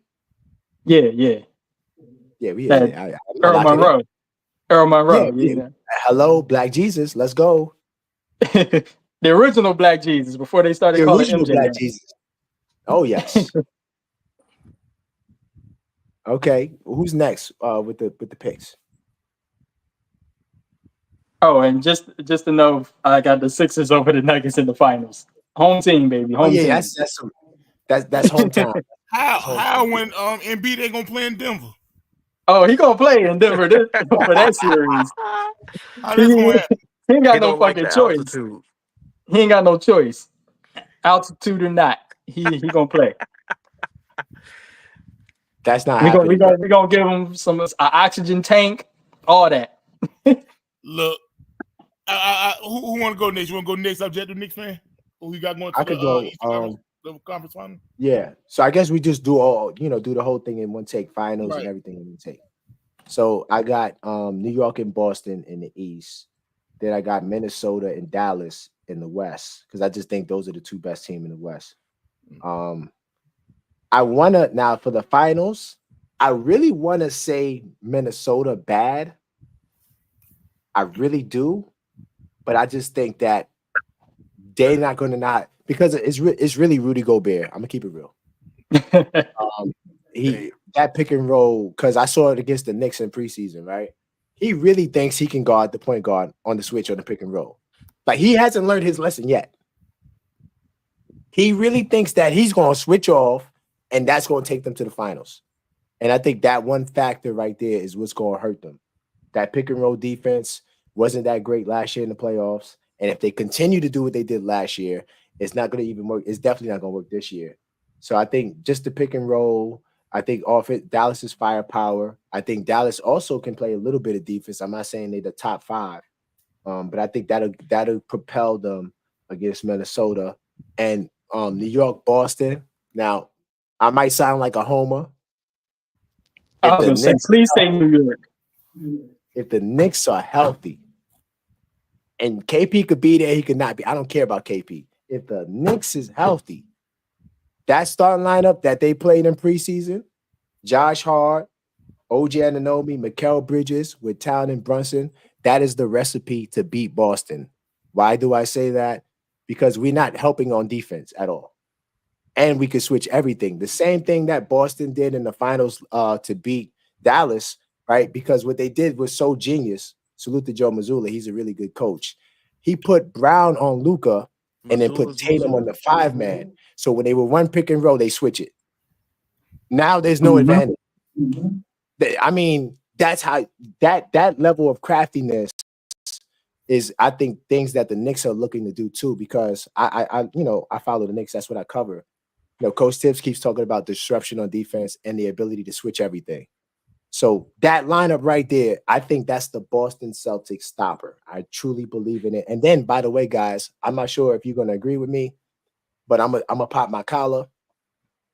That pick and roll between Brunson and Towns is going to be the best pick and roll attack in basketball. Towns can pop off of it. He can dive off of it. What about Giannis and CP? They don't. Giannis. You said Giannis and who? Chris Paul. You mean Wemby? Wemby. Yeah, Wemby. Wemby. My fault. Now that's going to be good too. The only problem is Chris Paul's not the threat to score that Brunson is. So it's Brunson's ability to score that makes him an even more dangerous, attacker off the screen. I can see that. Because he can shoot, he can pass, he can drive it on you. I mean, the sky is the limit as to the mixing and the things they can do on pick and roll, pick and pop situations. And then when Towns is already, they said this on the Roommates podcast, that Karl Anthony Towns is the best scorer of big men setting screens. So now you put him with Jalen Brunson. Oh my God. Good luck. Yeah, he's good with that. Because you don't know if he's going to pop. You don't know if he's going to roll. Then you want to blitz Brunson, right? Good luck with that. So I think this lineup is the Boston Celtics stopper lineup. Now, I don't like it as a starting lineup for everybody. I think they should start Precious Achiuwa at the 4 and bring Hart off the bench. But when they playing against Boston, I need that Josh Hart. I need the Nova boys with Towns and OG. And that's going to get them ahead of Boston in the playoffs. So I got the Knicks and I got Dallas in the finals. Honestly, Dallas is the one team that gives the Knicks the business. I ain't going to lie. Every year for the last 3 years, I watch every game. I take notes. Dallas destroys the Knicks. I mean, they just do. Part of the reason why Dallas destroys the Knicks is Kyrie Irving. He's a Jersey guy. And for some reason, some Jersey guys, they don't like New York.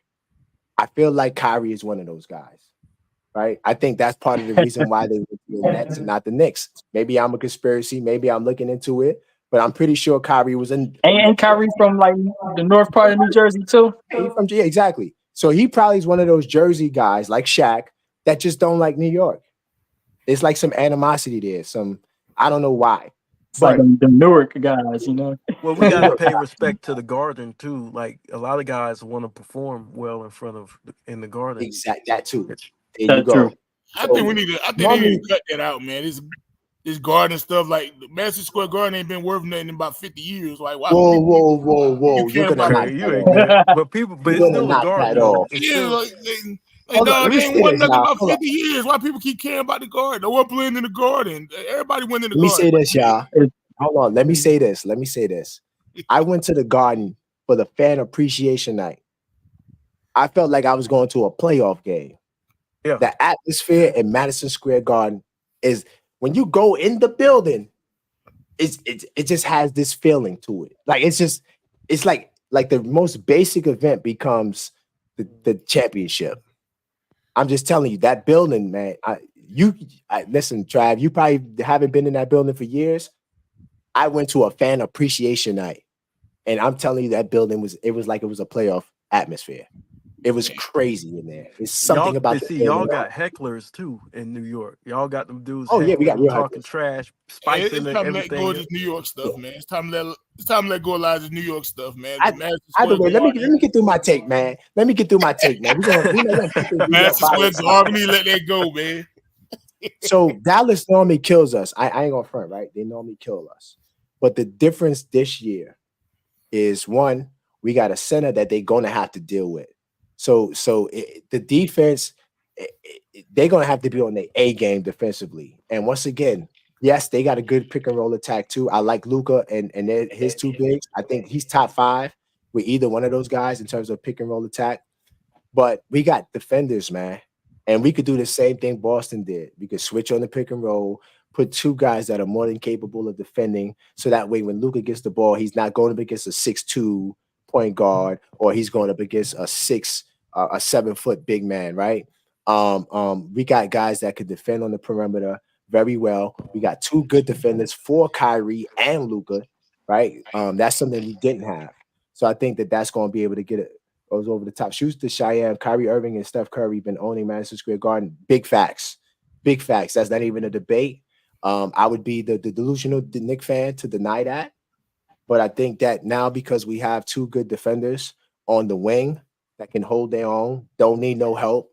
We ain't helping nothing. We're going to guard Luka straight up, and we're going to switch on pick and roll. And there's so much they can do defensively. And I think the Knicks is going to have a number 1 defense between them and Minnesota. And I think that will be able to carry us over the top, because this might sound crazy. We don't have a defensive player of the year who is a liability on defense. But I move forward. I yield the mic. All right, KB, who you got going to the conference finals in the finals and winning it all? Okay, so all right, so the East, of course, I've got Boston and the Knicks. I just think those are the two best teams in the East.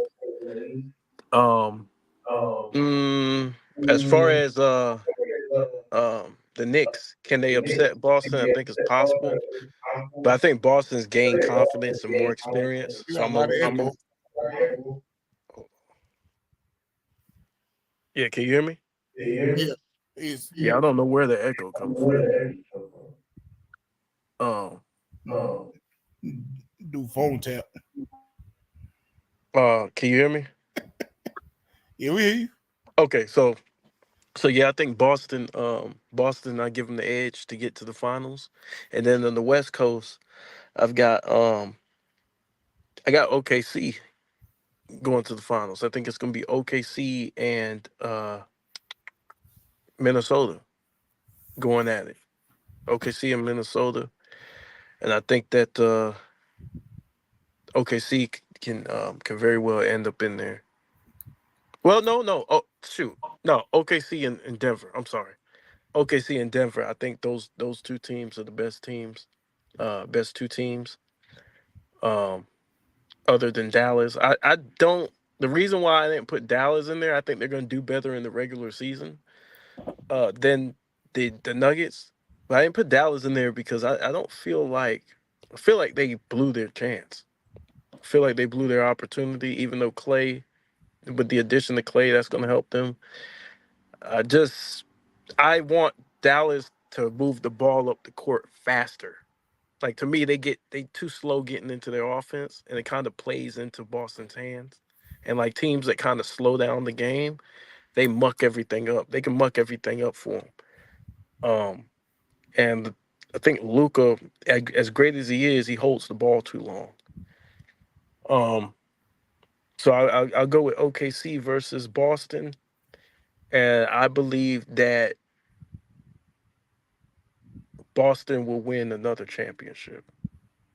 I think they go back to back, and I don't like Boston. But Man. I really don't like them. Man. But I think they could beat OKC because of experience. And I think they just found themselves last year.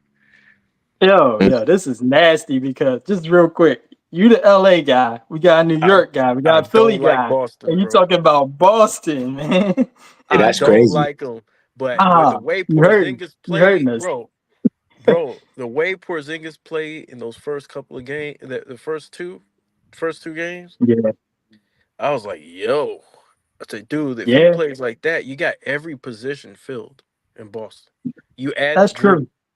Yeah, they can match up with anybody and make things difficult. You added Drew. You got Jalen. You got Tatum. You got threats at every position on the court. And their bench Yeah. is still tight. You got Derek White. Man, Pritchard. You still got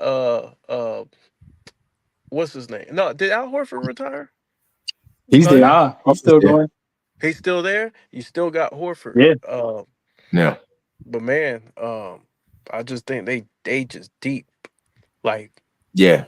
they're gonna be hard. I don't think they're deep. I do agree that I think what you said in terms of, to add to what you're saying, like the pick and roll defense from Dallas, I don't think that, or from whatever team that's guarding them in the West, I don't think it's going to be good enough to defend what Boston's bringing. Like, that pick and roll defense is going to matter, and they got two guys that can run pick and roll in White and Holiday.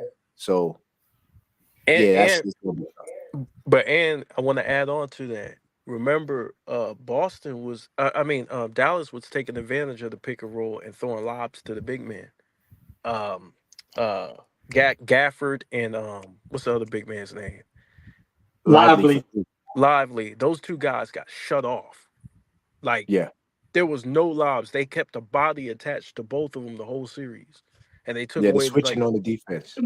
Yeah, you know, they got the capabilities to match up with any team. All right, well, I feel you. But I was saying that Dallas is not good pick and roll. Their pick and roll defense is suspect. Dallas, that's what I'm saying. Too. Yep. They're not going to be able to guard that attack from Boston, especially with KP popping, and then when he flashes to the nail and he does that little high post stuff against the little 6'2" Kyrie Irving. Yeah, it just was looking terrible. Yeah. Yep. Yeah. So well, I got them. Oh yeah. So on the East Coast, look, Doc Rivers, the coach of the Bucks. I don't trust the Sixers, Paul George nor Joel Embiid. I told y'all from the months ago, I don't care where they placed that. I got them losing in the second round. I don't care who they play. You gotta trust in Maxey though, man. Maxey the only person I trust. Other than that, I got the Sixers losing in the second round to Boston. I got Boston facing the Knicks in the Eastern Conference Finals. Relax, Objective Knicks fan, relax. Y'all gonna lose in the Eastern Conference Finals to the Celtics. Oh man. Relax.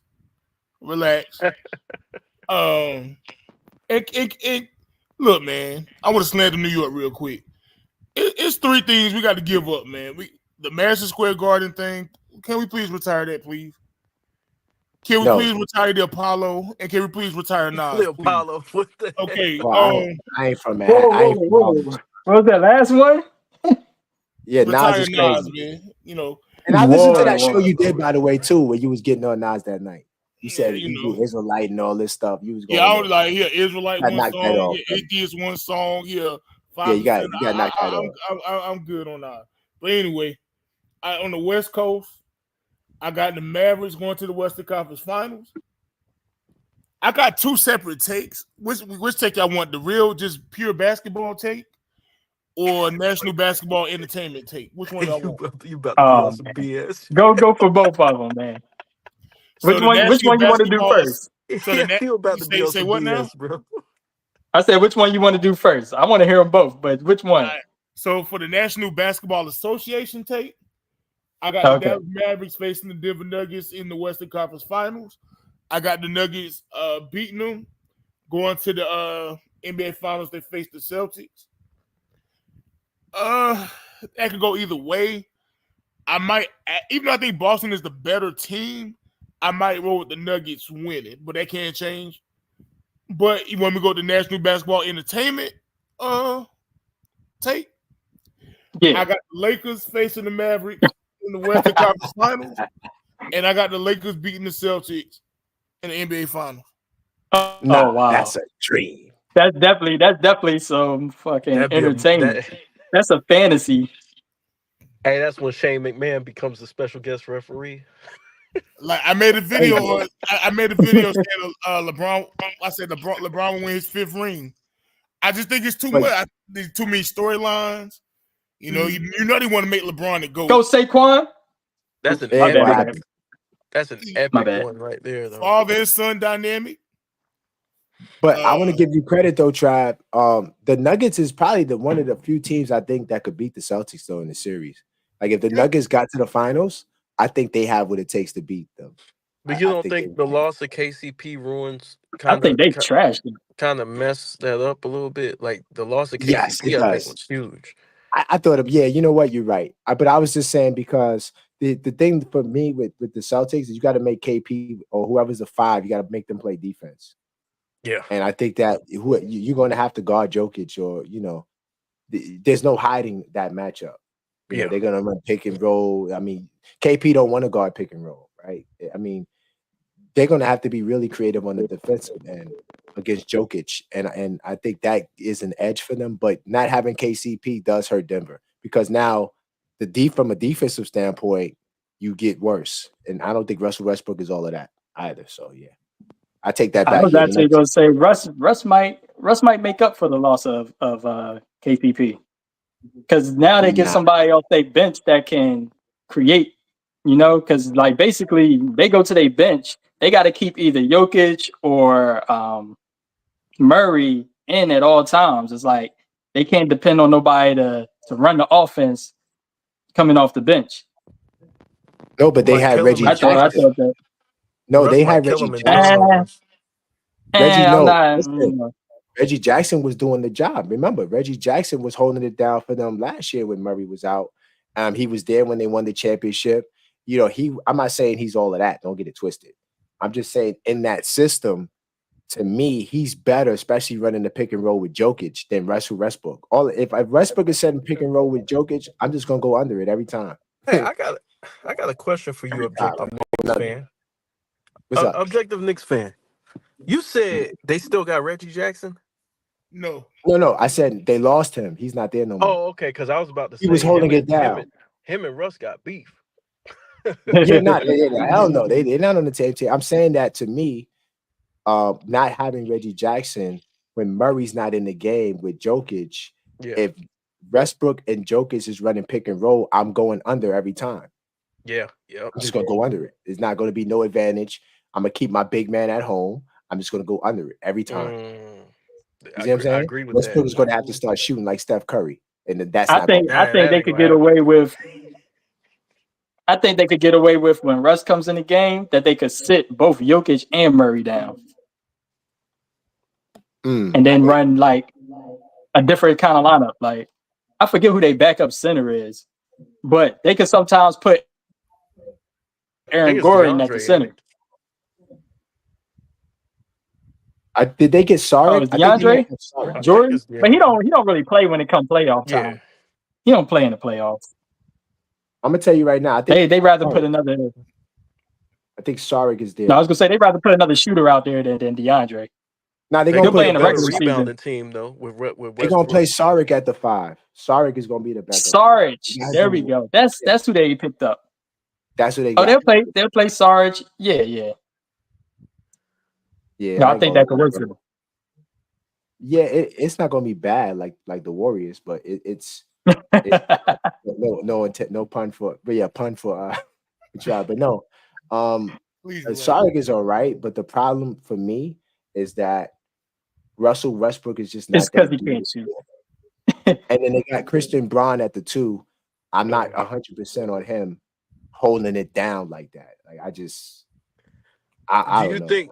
Do you think Russell Westbrook will hurt them as far as with the turnovers? Because he's going to average a bunch of turnovers a game. Is this kid Strother? Is he a point guard? Julian Strother? Is he a point guard? Strother? Yeah, I think he's Yeah, a point Julian guard. Strother. No, he's 6'7". Nah, he's like a wing guy. Yeah, the Nuggets to me are in trouble because Hold on, let me see. they You said need another Julian point guard. Strother? Yeah, he's 6'7". He's like a 2 guard more so. And they Yo, don't Westbrook really only have. averaged like 2 turnovers last year. Yeah, but Russell Westbrook was playing 2 guard. Yeah, so he ain't gonna hurt. Well, he shouldn't hurt him that way. He was playing 2 guard though. Now he gonna have to play point guard because they don't got another point guard. He's a shooting guard, Strother. Yeah, Strother, he's a shooting guard. So good luck with that, buddy. It's not my team. But I think with Mike Malone as the coach, man, I think Westbrook, I think he'd be all right, man. We hope. He ain't gonna let him just BS out there. Nah. Yeah, I just But think that Westbrook him played real not being good for the at the shoot. Clippers. I'm surprised y'all not higher on OKC to switch off to a different team. Oh, OKC? Like OKC, I think they had the tools to guard anybody. And then you was talking Yeah, about they the big man, the point guard pick and roll. Like I think Yeah. Chet and SGA, I think that duo want to pick and roll or pick and pop. I think if it's not the best, it could be the second best. They're not running it enough though. And They the kid don't run it Jalen enough. They Williams, do need to run it more. They do need to run it they more. need I to run agree it there. more. And Jalen Williams thinks he's a point guard sometimes too. He instigates a lot of the offense. That dude can play, man. He's nice though, but their offense He is need to kind of stick to more. he need to stick to just scoring though. Because Yeah, I look they at him don't more really- like a true shooting guard. they're the least traditional team in the league. Like they play like they have point guard, shooting guard, small forward, power forward. Like that's how they play. They, like I don't even think they have a center in there anywhere in their playbook. You know, they don't really play traditional at all. Like you watch OKC play. They're gonna need one because they were small last year. Well, that's why they got Hardenstein, but he got hurt, so I don't know. We'll see what happens. But Well, he'll be back, so he'll be back come we'll see what playoff happens. time. No, he's going to be back in 6 weeks. But my thing is, if it's a well-oiled machine, how do you change that to add a completely new part? You know, like how I just don't see the coach just stopping what they're doing to put him in and then let him catch up. Like I don't know. Well, I they'll could be have wrong. about 40.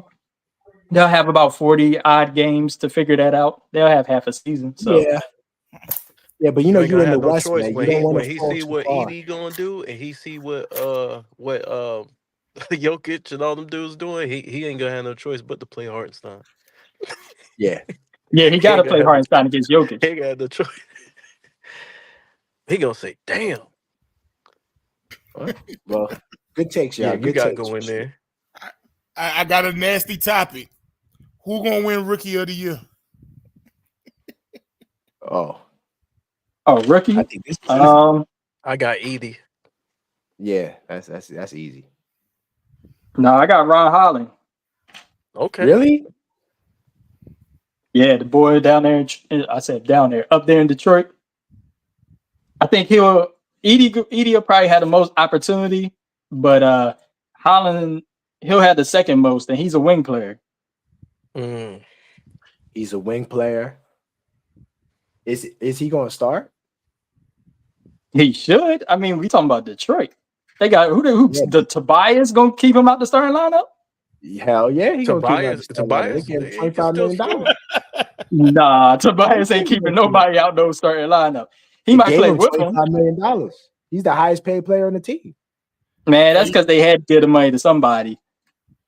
That's true too. No. Cade should be the highest. Cade should be the highest. I thought he got extended. It came in yet?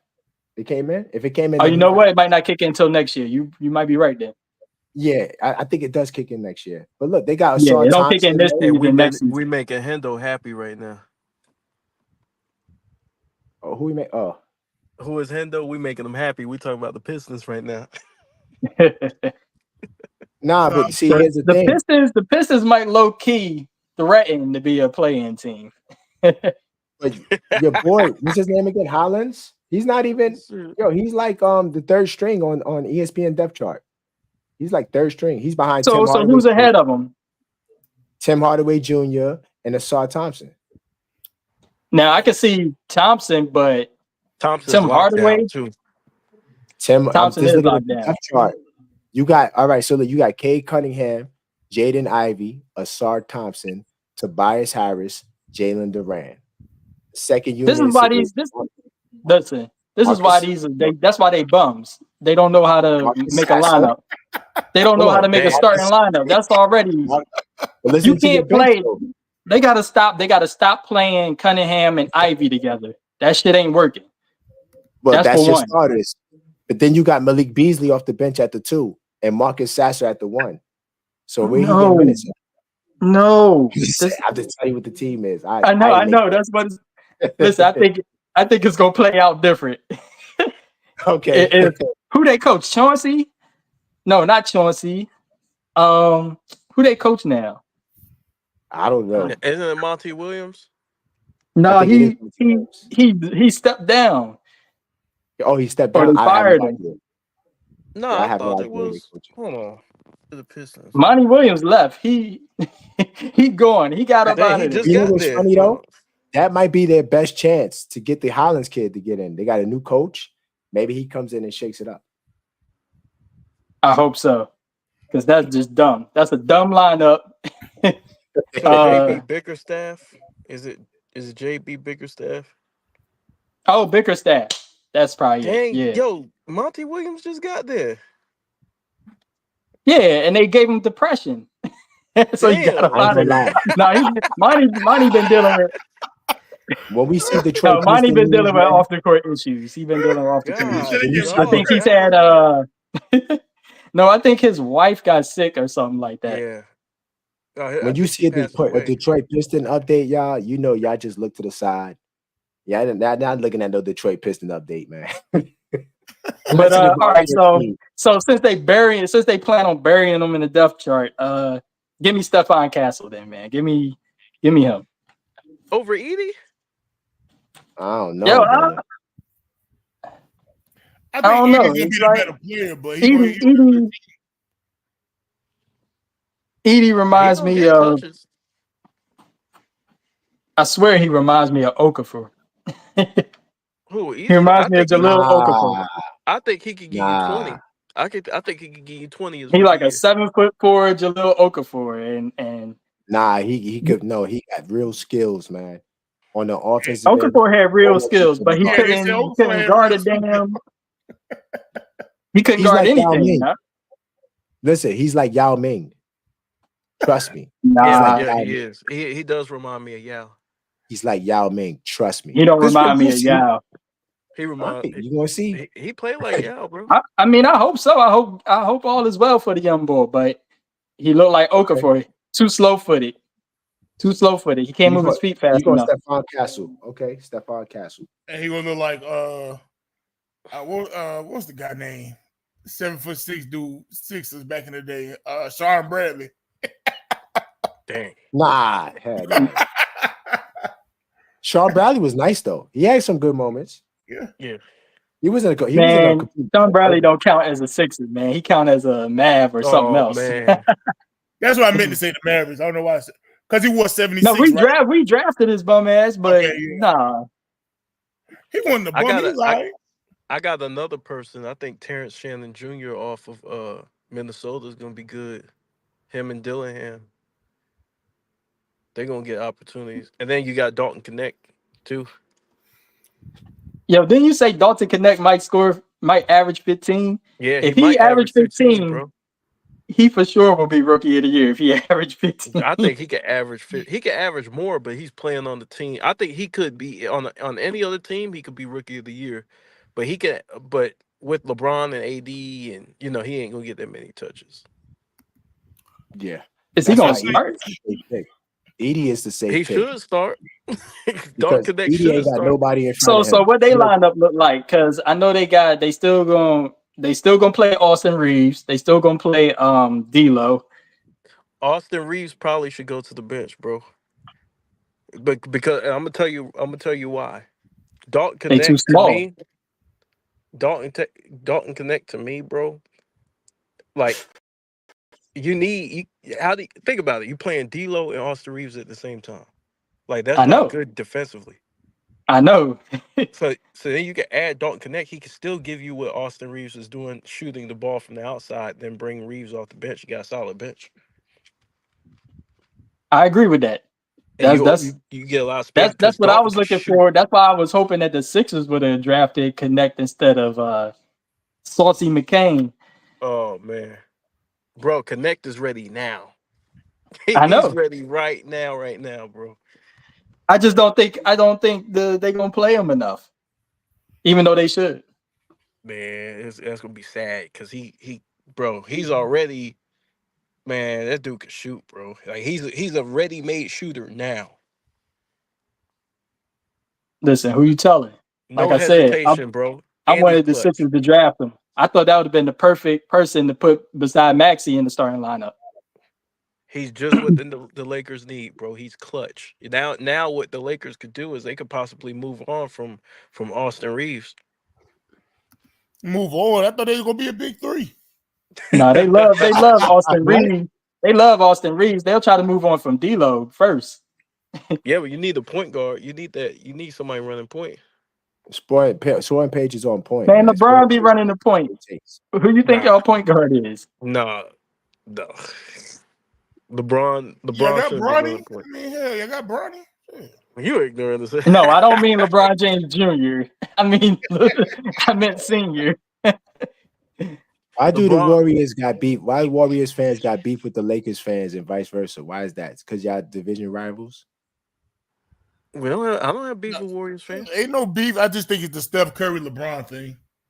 Oh, okay. That's what it is. Yeah, I don't have beef with them niggas though. Because every Warriors fan I know, they don't like the Lakers. And then I be hearing the Lakers fans say sly stuff about the Warriors.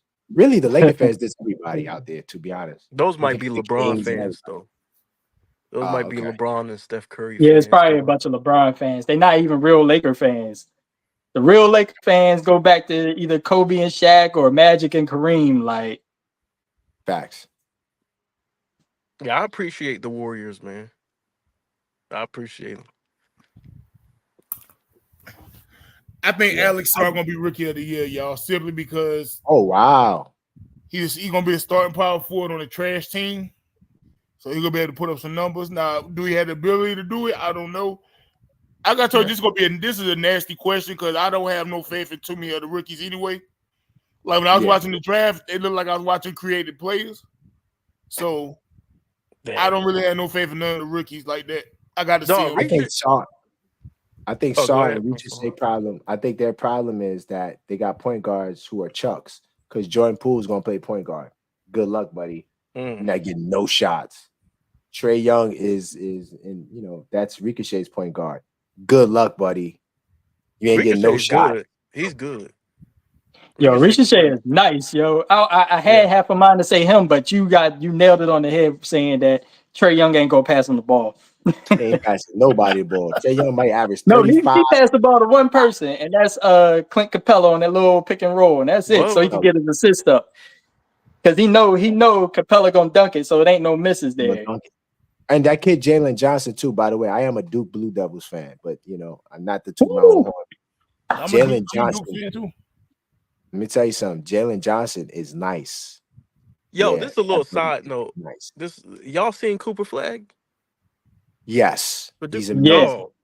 I don't know if it's because he played the D2 team, but that dude looking like a damn beast, bro.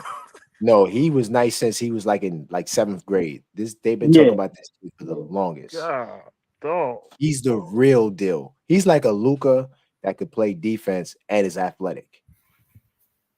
That's my best way of describing him. Cooper's at work, but I wouldn't quite say like Luka. No, he's not a point guard. I'm just saying No, I know you talking about play style, kind of like the fact that he can score tall, like that. Like tall for his position because he's a small forward. He's 6'10". Like Luka is a 6'7" point guard. So I'm saying just tall for his position. He looking like KG. Can score, kind of like KG. Yeah, but he's more perimeter centric than KG though. Yeah, he's more perimeter centric. Like a hybrid between like KG and Dirk or something like that. That dude is raw. Dirk and Luka. I'm just gonna add Luka to it just for the hell of it. I was gonna say, and it's gonna come out as a weird matchup. I mean, a weird combination. I was gonna say like Hito and Andre Karolinko put together. Yes. Like when Hito was on the Magic. Yeah. Y'all remember that? Turkey glue? Yeah, he was crazy. So Turkey glue offense and Andre Karolinko's defense put into one player. And I still would add Luka in there. Add a little bit of Luka. Y'all think that's a weird combination or no? No, that's actually a good combination because that's exactly who he is. He has crazy offensive skills. He can do everything on the offensive end. He's not a point guard, though. I wouldn't say that. Right? No, he plays defense. He plays defense. That's the crazy part. Bro, if you don't go strong against him, bro, he's pounding that trying to sing this shit in the 5th row. Bro. Man. I got Zach Edey, man. I thought that was the consensus pick, man. I think that he has no one behind him. He got a weak power. Zach Edey got Jared Jackson. He got the green light for it. So yeah, he's gonna get he's gonna average 10 rebounds at least. Oh yeah, at least because Jared Jackson is a 2 guard. He plays 2 guard. You know what I'm saying? He's a power forward center that plays 2 guard. So everything in the paint, it's all him. He has no competition. No one else there. Ricochet got Jalen Johnson. They both kind of the same player. Alex Sarr has Kuzma, and Jordan Poole is your point guard. Good luck with that. You see what I'm saying? So you look at Zach Edey, right? He got Ja Morant, who is someone that loves to run pick and roll too. Ja Morant can pass. He can pass. They're gonna work pick and roll. It's just gonna look great. It's gonna look great. I'm not saying they're gonna be great. It's just gonna look really good, especially with Ja Morant flying in the air, throwing lobs. It's just gonna be crazy. I still worry about his defense. I think he's gonna be all right, man. When they pull him away from the basket, it's gonna be problems for him. That's where you got Jaren Jackson, right? Get out there, man. You all NBA defensive team and all that, man. Jaren Jackson, do something. And that's why I'm high on him. Well, Jaren Jackson better do something then, because Jaren Jackson playing his natural position now. Yeah, now he's gonna play his natural position. Yeah, he gonna be small forward. Bro, he gonna be. He's really a small forward, but you could get away at power forward because power forwards is a bunch of small forwards anyway. Bro, so they gonna be. I was making a joke, but bro, they're gonna be good, bro. They're gonna be good. Nah, they're gonna be good. They're gonna be all right. They're gonna be a playing team, though. They're gonna be all right. They're gonna be all right. Now, see, if Jaren Jackson was really on his ish, then he would be a center. But he played too much finesse. Played too much finesse. Yeah, he gets blocks, but it's like, he's not. I don't feel like he really believes he's a big man. I think he thinks he's like a good small forward, like a Karolinko. Mm-hmm. Yeah, he thinks that's how he sees himself more than like a a real center, like somebody that's in the paint, you know, holding it down, crashing the glass. You know, he's more of a perimeter centric kind of guy on both ends, if you ask me. Like he really believes he's a perimeter player. But they got the size to deal with like a Jokic, or they got the size now. So now they can compete in the West against the ADs and, you know, Alper and Senguns, the Sabonis's. Yeah. And they got Bane and Smart, both locking up. Ooh. You know, so And Bane looked like he ready too. Yeah, it's gonna be that nice. Boy Bane can ball. Bane can hoop. Boy Page said, "What do they call power forwards who average 7 rebounds? Small forward." Applies to Jaren Jackson. Wait, I don't even think he gets that many rebounds. Hold on, let me check. I don't think he gets 7. He gets like 4 or 5. Hold on, let me just double check. I think Zion Williamson needed everyone rebounding too. Yeah. Yep. 6, 7. Yeah. He averaged 7. You know, when you was talking about the Knicks, there is one problem I have. Oh, what's that? It's y'all rim protection. Is Cat really gonna be stout enough to protect the rim? Yes, I could explain why. Oh, okay. The reason why I say that is because, well, I just got bad news. We got bad news. Precious Achiuwa, he's gonna be out for 2 to 4 weeks. That's bad. God, dog, he ain't even play yet. He got hurt when is the last preseason game. They may put a jersey on. They got okay. I swear, Precious and Mitchell, man, they made out of paper mache or something, man. I don't know what it is. I don't know, man. But the reason why I say that is because I was gonna use Precious Achiuwa's name, but he kind of messed me up by being out for 2 to 4 weeks. But if Precious is out there at 4, if Precious is out there at the 4, he's capable of getting the block. And Towns, when he played the 5, he averaged 1.6 blocks a game when he was playing the 5. Okay. So he's going to be back in his natural position. See, we've been looking at Towns as a power forward the last 2 years. You know what I'm saying? So yeah, that's the reason why all of the paint stuff is going to come back. Okay. Well, I hope he's tough enough because he wants to play power forward. No. Then you know what? They were saying that, all the Knicks fans, right? But Towns is the 5. He embraces the 5. He better.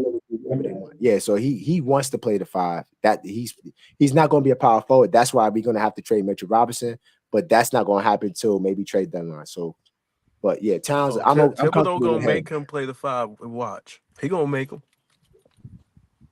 We don't got no other 5, so he got no choice right now. Yeah, he ain't got no choice. Yeah, he don't got no choice. Even if he had the choice, we ain't got nobody else. We got Jericho Sims. Oh boy. Nah. Exactly. Nah is right. I mean, all right. So this ain't his first rodeo playing under Tibbs. We'll see how this one goes. That too. He says that he's a different player now, and he's really happy to be in New York. He's a Jersey guy, but he's a Jersey guy that loves New York, and he's everywhere. Like he's man. Just like you said, a lot of Jersey guys be trying to hate on New York. There's a lot of them that love New York. They be swearing they from New York. Right. Yeah, I'm not gonna say all. I'm gonna say some. But yeah, he's taking New York guy. Yeah. So who y'all got for MVP? I was just about to ask that. Sorry, Big Dog. I just you good. You good. I was just about to ask that. I thought he was gonna snap to New York real quick, but never mind. Yeah, let's get out of New York. I just need to talk about their defense because I like the rest of their defense, but I don't like Cat as the rim protector. That's all. Oh, okay. I think they could get bullied there, and I think people could get free reign at the rim. You're the Philly fan, right? Of course. They shoot it. Yeah, see, that's why you're saying that. I got it. We can move on, Trav. You can move on because that's. Whoa! Why you say that? Because what are you gonna do with Embiid? Oh, a lot. Hey, so get trashed. That's what you mean. Hey, you know what's funny? You know what's funny? He said that about Karl Anthony Towns, and I do agree with him. But I watched Marcus Smart lock down Joel Embiid in the playoffs. But whatever. Ooh. Marcus Smart got twice the dog as Karl Anthony Towns. But we got OG Anunoby. What about what OG did to Joel Embiid the few times? Remember, he guarded. Well, y'all must have OG on him then. That's another thing I didn't even get the chance to say yet. But in terms of how we're going to defend Joel Embiid, by the time we see the Sixers, well, remember, Embiid is hurt right now, right? Is he going to play the first games? Or is Embiid? I could have sworn they said no. Embiid is straight. Embiid's cool. Oh, so he's going. No, that's Paul George. Paul George got the bruised knee, and Max he just hurt his thumb. Okay, so the good thing is hurt too. It was a fluke. He ain't hurt for real. He just jammed his finger. He all right. See, Kobe Bryant Film Room. That's part of the reason why I'm not worried about Philly, because I'm not begging on their health to be messed up. They got a lot of guys that get hurt at the wrong time. Number two, need a handicap sticker. They need a handicap stick, in fact. Number two, when we get to the postseason, right? I think we'll have the center spot addressed. Whether Mitch gets traded, whatever we got to do. By the time the playoffs start, that's not even going to be a thought process for this Knicks team. Hey, now early on, it might be a challenge. Sporting Page said Joel Embiid is soft. Much respect to see it still, of course, but Embiid soft as baby powder. Hey, I watched Marcus Smart lock down Joel Embiid. But then he gave up on Steph Curry. I'm just saying. Yeah, that's a good point. Well, Steph Curry a different kind of animal. Steph Curry, like I'm pretty sure more people gave up guarding Steph than damn near like 90% of players all time. Like Steph's a tough cover. But Joel is 7 feet 280, bro. Like Steph do stuff. Steph being off the ball is way more of a threat than Embiid having the ball. It shouldn't though. He should. Marcus Smart shouldn't. It ain't a matter. Game, bro. Yeah, it shouldn't. It shouldn't. Yeah, it shouldn't. It just don't matter. It is what it is. And they gave Embiid that DEI MVP. And he didn't deserve it, bro. I don't even care about MVP awards because I think they overrated. Henceforth, Joel Embiid got one. So, oh wow, nah, Embiid earned his MVP. Man, he ain't, bro. No. So straight shooter, since you got the Sixers doing all these good things, he should have got it the year before. Embiid. No, he should. Is he gonna be your MVP, Joel Embiid? Is he your MVP? Hell, he ain't gonna play. Hell no, he gonna miss too many games. If he wins the MVP, not playing back, he gonna play like 60 games and be disqualified. And until he go to Denver and play basketball, he should not be qualified to be MVP. I don't care how many games. He's not playing no basketball in Denver. You already know that. He should be disqualified automatically. Yeah. No, we cool. That's cool. No, I respect straight shooter. He's not delusional. Yeah. I respect that. Nah. Yo, you a troll, bro. I know. Who's a troll? He got the Sixers. He got the very sarcastically on the low, like. And he got the Sixers going to the finals. You don't think he's delusional? Well, I mean, that is a little bit of delusion, but that's the only thing he said that was delusional. Like, to be fair, I mean,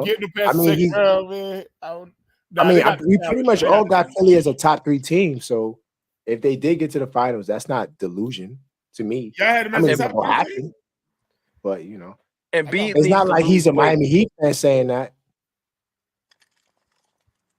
Just saying. Miami.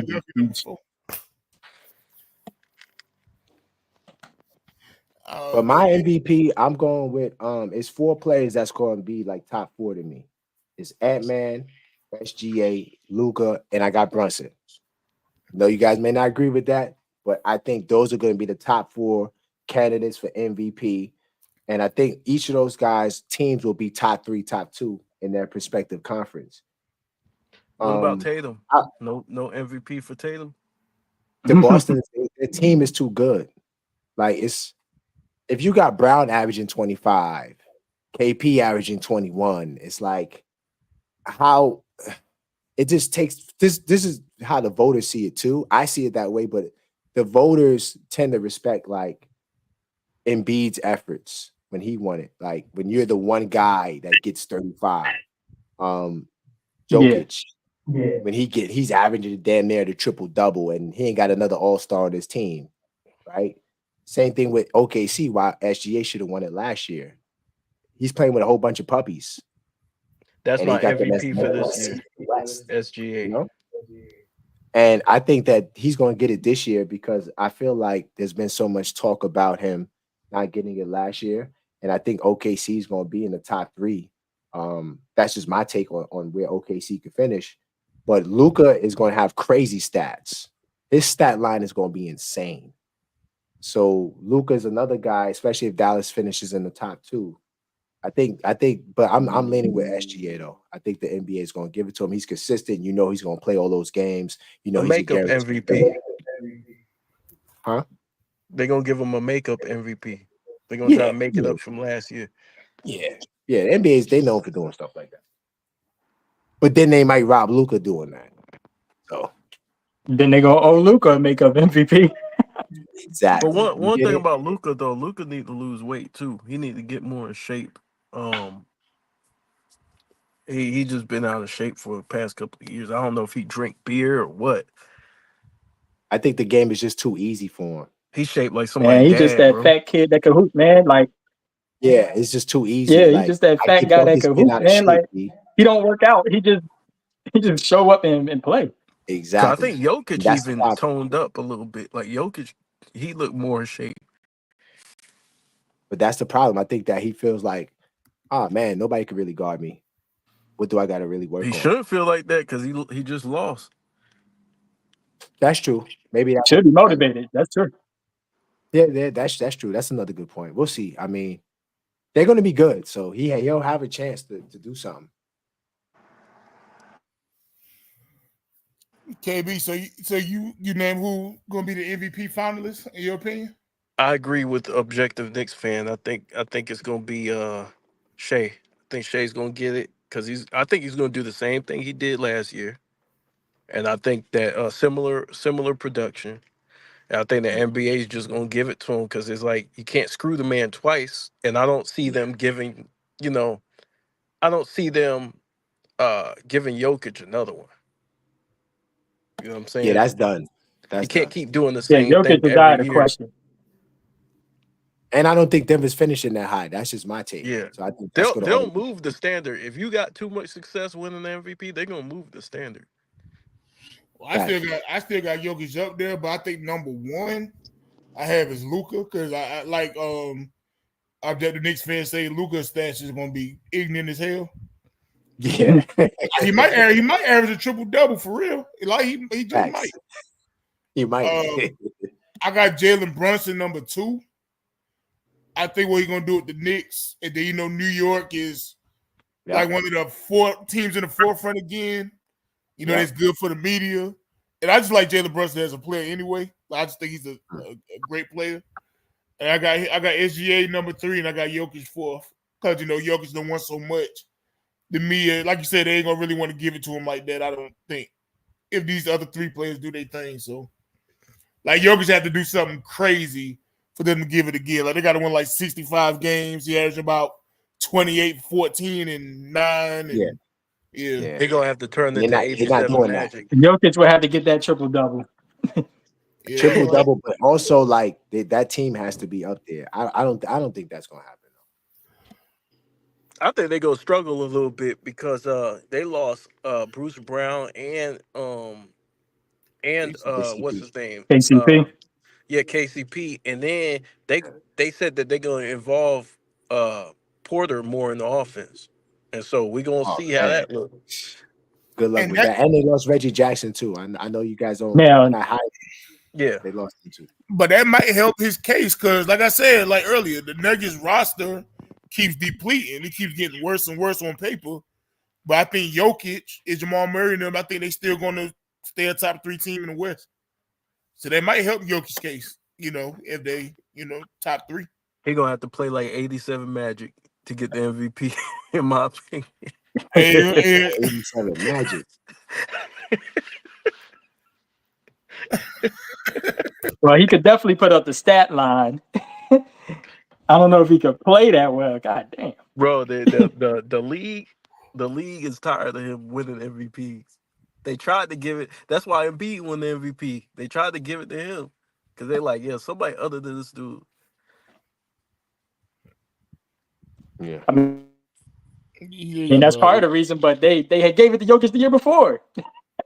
They didn't want to. Oh man. Man, they brought up racism, everything. Just keep Jokic. Now that was crazy. That was crazy. But that, if Jokic would have won that year, that would have been 3 in a row. And it's like, they didn't want him to make history. They didn't want him to be in the elite company. He ain't. He ain't built like that. That's Larry Bird. That's who else won 3 in a row? But he was playing at a high level. Like he should have won 3 in a row. And that's why I don't when we compare great players. I think he hadn't won a championship yet. That's why they wouldn't do it. But that shouldn't matter because it's the regular season. That's why I don't care about MVPs. Listen, we compare great players. They're like, well, this person got more MVPs. I'm like, I don't give a damn. Like, I don't care about that because it's a media vote storyline award. You know what I'm saying? So that's why I don't care about it that much. When I compare great players. Like I don't look at Kobe but those members of the media, those members of the media, they watch the games and they analyze things too. Yeah. And I don't think the award used to be only media voted. I think the players used to vote it too. Maybe they should go back to that. Time ago. Maybe they should go back to make it like half the media and then half the players. Hey, and you can't vote for nobody on your own team. A perfect example, right? This year in the WNBA, Caitlin Clark should have been the only person that got Rookie of the Year votes. I love Angel Reese, but she shouldn't have got no vote. It should have been Caitlin Clark 100%.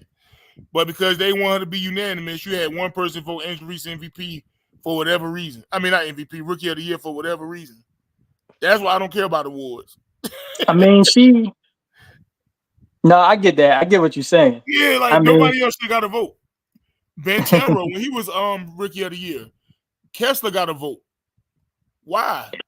You know what I'm saying? That was the Utah guy. Nice to the press, somebody might be nice to the media guy. The media guy be like, "I like that guy," and then he'll write his name in the ballot. Yeah. Also, in the Angel Reese case, she did break records. So, Caitlin Clark was first team All WNBA, bro. What'd you say? She was first team All WNBA. Nobody else. Oh, I know. My vote would have went to Caitlin too. Like, I wouldn't have been mad if she was unanimous. I don't care. But what I'm saying is, the person that made it not unanimous, they said somebody gotta be the person to not vote, and they picked the person that had a good reason.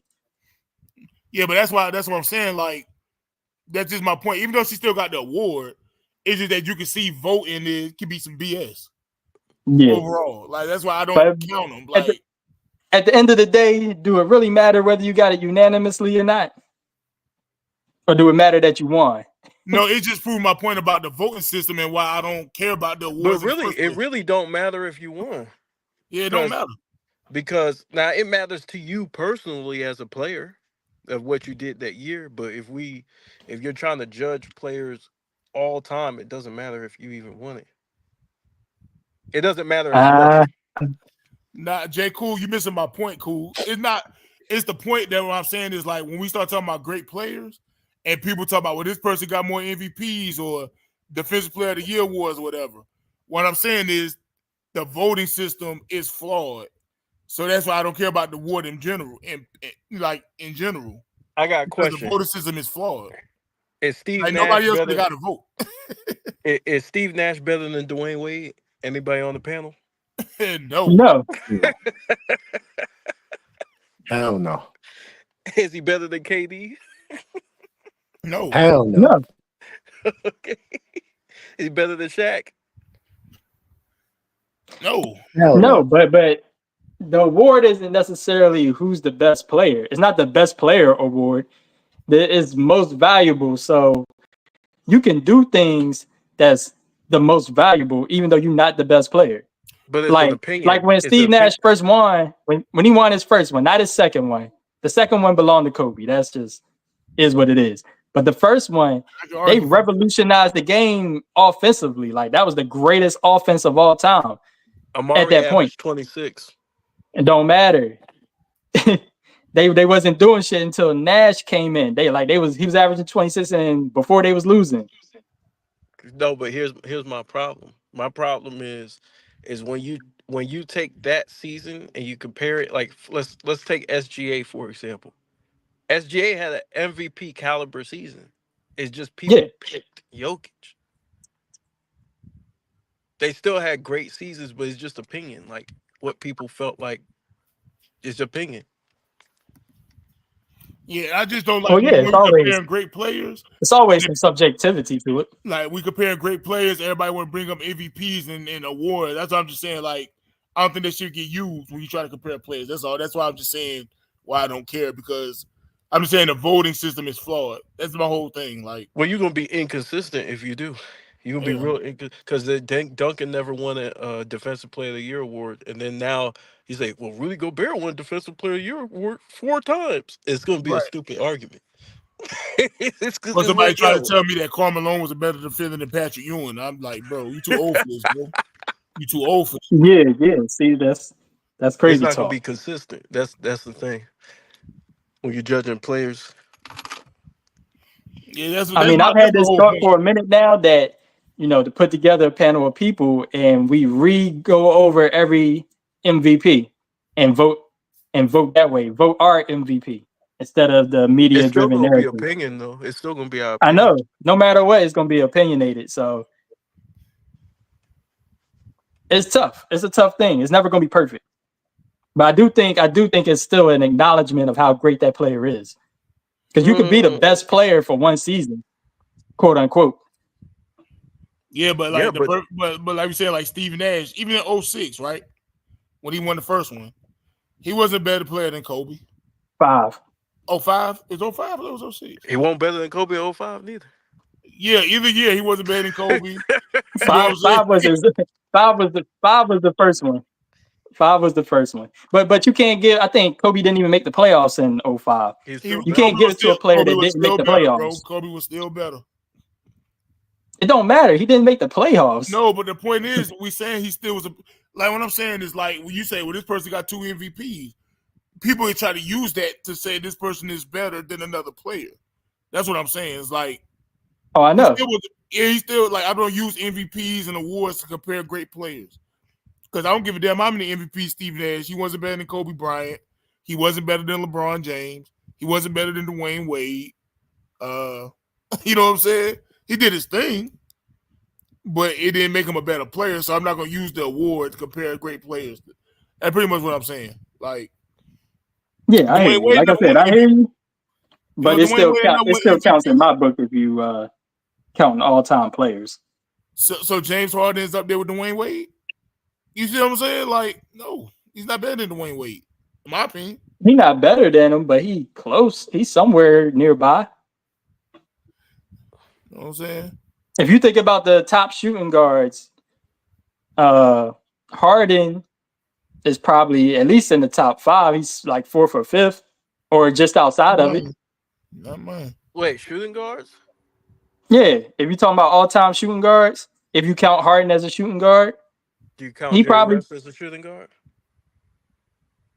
Jerry West is tough. I think he is. What about Iverson? Because otherwise I would have to call him a point guard. Jerry West was a point. What about AI? I got AI over Harden. I got AI over Harden too. Well, basically, I'm saying is maybe not top 5, maybe somewhere in the top 10 though. But it's not that far. It's not that far of a distance. You know what I'm saying? It's not like. It's like, what am I saying? Obviously, Kobe and MJ are 1 and 2. I would say Wade is 3, and then after that, you can make a case for anybody else 4 and down. But look right here, right? Where they comment at? Right here, one page. See, people think Kobe was robbed in 2009, 2010 for MVP. Like, it's too opinionated. You feel what I'm saying? To like use the award. I think Wade should have won it. one of those years. Like, you know what I'm saying? Like, some people think Kobe should have at least 3 MVPs. You know? Some people don't think Steve Nash should only have 1. So I don't use those awards to compare great players. Then you got different eras, and like just because you got an award don't mean you better, in my opinion. Like Rudy Gobert is not the defensive player Mutombo is. You know what I'm saying? Well, Marcus Smart got a defensive player of the year. He ain't a better defender than Scottie Pippen Or Gary Payton. or Gary Payton. GP got a defensive player of the year though. Yeah, Gary got one. No, it's at his house. It's a major accomplishment for him personally, but you can't use it when you're using it against different players. It's like, bro, Yeah. Scotty. Well, I also have a different rating system too. I didn't mean to cut you off, but just real quick, I had two different things. When we talk about all-time great players, it's like I have a difference between greater and better. And it's the same though. Better. It's not because I could think. I always use this example of Isaiah Thomas and Kyrie Irving. If you look player for player, you could say Kyrie's the better player. But if you look at the resume of how they career played out, I think Isaiah is a greater player. He accomplished more. I got a question. Would you rather go to the greater doctor or the better doctor? Would you rather go to the greatest doctor or the best doctor? This ain't about doctors. This is a whole different thing. I want you to answer. That's not a fair comparison. Me and KB had a conversation a while back, right? And I was like, I think I said like 87. I said Michael Jordan was the best player on the court, but the greater players were Magic and Bird. Yeah, but Jordan wasn't winning nothing. You know what I'm but if you I had to step away, guys. What's the difference between greater and better? I think it's the same. I think if you're the greatest, you're the best. Better. The difference is better might be your skills, how your skills measure up. Like, don't you think Kyrie's a better skill player than Isaiah Thomas? That's subjective. I mean, see, the only thing like for me that may be different is I don't penalize the guys in the past for not having the skill because Kyrie wouldn't have the ability to do what he did if it wasn't for Isaiah Thomas. So if Isaiah wasn't cooking the guys with his basic crossover, little first step moves he was doing, he laid the groundwork for Kyrie to take that and elevate that to another level. So I can't penalize Isaiah. Okay, I got one for y'all. Yeah, I don't penalize him for it. I got one for y'all. Let me rebut that real quick. I don't penalize him for it. That's why I have the greater versus better. See, even though Kyrie is the game keeps evolving, so you're gonna have players with better skills as the game keeps evolving. I mean, as it should. But that don't mean that they took those skills and used them and accomplished more. It's like your impact on the game. Kyrie is not like a real franchise player to me. Like he's a hired gun. He's a second or third best player on your team. Whereas Isaiah, the way he's built and it shows the proof through what he accomplished that he can be your franchise player. But he's not better than Isaiah. He's not greater. Yeah. No, he's not. You know what I'm saying? In my case, I would say he's not greater than Isaiah. He might be able to beat him if y'all put them head to head and picked up 5 players. You get what I'm saying? His skills might be better, but he's not greater because he couldn't take a team and lead them to further playoff runs. You get what I'm saying? Yeah, but the best players lead their teams to playoff runs. No, 2005. Who had a greater year, Kobe or Steve Nash? 2005. Oh, you're talking about the MVP year? The year that Kobe. Oh, that's the first year, right? That's Nash. Nash had a greater year, right? But Kobe was the better player. Right. No. Nah, what? Wait, time out. Don't do this. No. So y'all said Steve Nash was better than Kobe?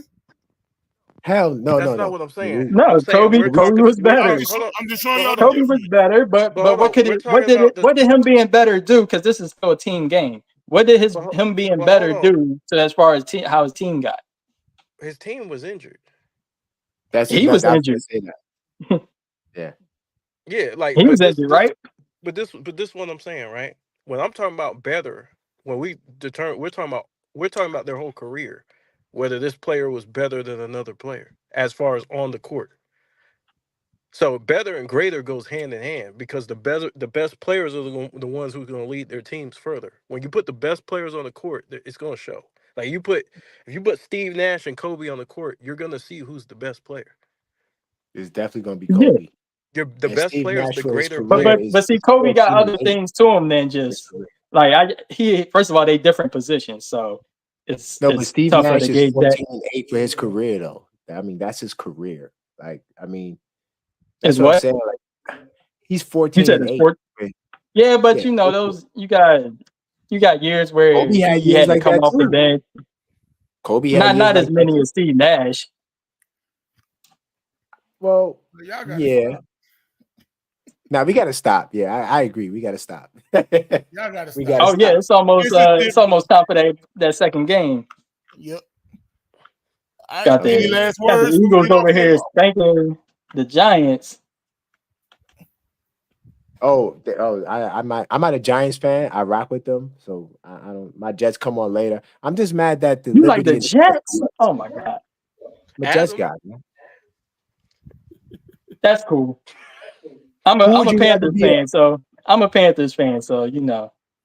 Well, yeah, you can't talk. You like my cousin, the Kent Panthers people. But like, who would you rather be right now this year? Forget the history of the franchises. This year, would you rather be a Jets fan or a Giants fan? This year? Yeah, this year. I About to say it. don't want to be either. Oh, okay. Shit. The Jets is better than the Giants. That's all. The Jets are better, but man, what the hell is Aaron Rodgers talking about, man? I don't know. They fired the coach and still lost the same way, so I don't know. Yeah, that's what I mean. And then Rodgers gonna pretend like he ain't know. Talking about he talked to the owner the night before, but that ain't come up in the conversation at all, huh? Firing the coach ain't come up. Ain't come up, man. That's cap. Nah, that's cap. That's cap, man. Like that's the only reason I hesitate. That's why I hesitate to answer, because I would have said the Jets right off rip. But nah, stuff like that. That's dysfunction. Yeah, that's ain't no, bro. The Giants are just bad, but they're not dysfunctional. Yeah, that's true. Damn, it's a good game. I got no hopes for both of them though. So one more question before we go. Game 5 WNBA Finals. Who win, the New York or Minnesota? New York. You know one body one. You know, man, I'm around New York too. I'm sticking with Minnesota. Because you like the Collier girl? You think she's nice? I think she's nice, man. They got Williams too. They got a squad, man. Yeah, but they all like 6'1". It don't matter. I don't understand it. I don't understand how this girl's 6'1" and she's horsing girls that's like 6'7". I can't understand it. Like she's a different animal, but the same. Yeah, you got Courtney Williams, Kayla McBride. Like, I like the links, man.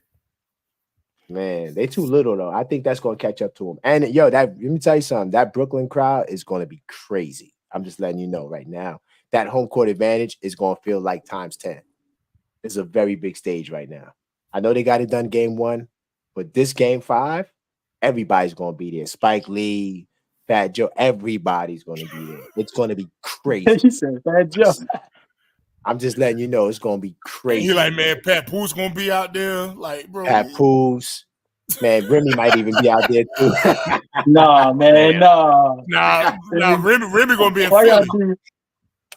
Why y'all do Papoose like that, man? Remy gonna be in Philly. Oh man! If you know, you know. Come on. No, we good. We don't even want around here. TFJ says Papoose. Kid Capri gonna be there, like, bro. Man, we gotta stop this New York stuff, man. The Bravehearts gonna be there. Hey, listen, this is our year right now. You know, we might get baseball, basketball again. Oh God! I'm with the Yankees. I'm with the Yankees winning. I'm with that. Because when I used to watch baseball, I was a diehard Yankees fan. So I'm with the Yankees winning. All right. I don't know how Hell good the no. Rangers are, but you know, we got the Devils, the Rangers. You know, we got some squads, man. Islanders, you know, all right. Nah, man. Give Hold y'all on, the y'all. You liberty said and you that's got the it, man. Devils. Nah. Well, they Jersey, but you know, it's tri-state, you know. Yeah, we claiming the Devils, bro. Yeah, Jersey, they you know, they all right. Claiming What the about the Devils. Syracuse How Orange? y'all gonna do that? Come No, on, I'm man. just saying they tri-state, so I ain't mad if they win. Oh, okay. Yeah, I New York ain't want to mad. claim They're not New everything. York. New York want to claim everything, man. You'll be mad if the Oh, Flyers we win, gonna though, claim won't They you? everything. want to take the New Jersey Devils from New Jersey. You hear this? Yeah. Nah, I didn't want to do that. You'll No, be no. mad Like if they the be trying to Flyers take win, though, won't Tupac. you? Like they be trying to take everything. Hold on, wait. Let's slow it down. Now I'm they not now saying they the just Devils is New York. I'm saying see that Jersey They is want to like take the New Jersey's York Devils. Junior. That's like yeah. they little cousin and shit. So Yeah, but you know who else is our little cousin too, though? no, not us. Philadelphia. Nah. Now that's a They We fact. tried to take Redman no from no us. no no no no no. I'm not gonna cap because we might be brother, but we ain't little cousin. Hey, Man, yeah. Philly is the dirty of New York. No, I say this though. Yeah, our no, little that's bros. If Newark. we That's brothers, Newark. our little bro. Yeah, our little bro. Did you accept that? Little bro. Little bro. 1 year For sure. behind, maybe. Okay. We Hey, Philly is the city Hey, of hateful DFJ. love. We know the Knicks ain't win since 1973. That's why we gonna win it in 2025. nah We got to make up Sixers. for it. Sixers. Nah, that's definitely You not please happening. stop You saying can the ask the Sixers. panel. Hold on, let's ask the panel. Who you think will win the championship? Who has a greater chance, the Sixers or the Knicks? Let's go. Oh, The I'm Knicks. gonna go with the Knicks. Yeah. Obviously, they gonna go with the Knicks. That's cool. Why? They're not That's how Knicks we. fans? That's how we like it. We like it. We Oh, like being okay. the underdog. Hey, threes on fire, spun it. Yo, Philly ain't got one chip though, DFJ. That's a fact. I was gonna go there, Damn. but I mean, it's just not fair. You said Philly get what? He said Philly ain't got one chip though, DFJ. I What didn't you want to go mean? there, Jake. What you mean That's we what ain't got no chip? That's what Jay Cool just said. They got a chip. DFJ, ain't nobody betting you.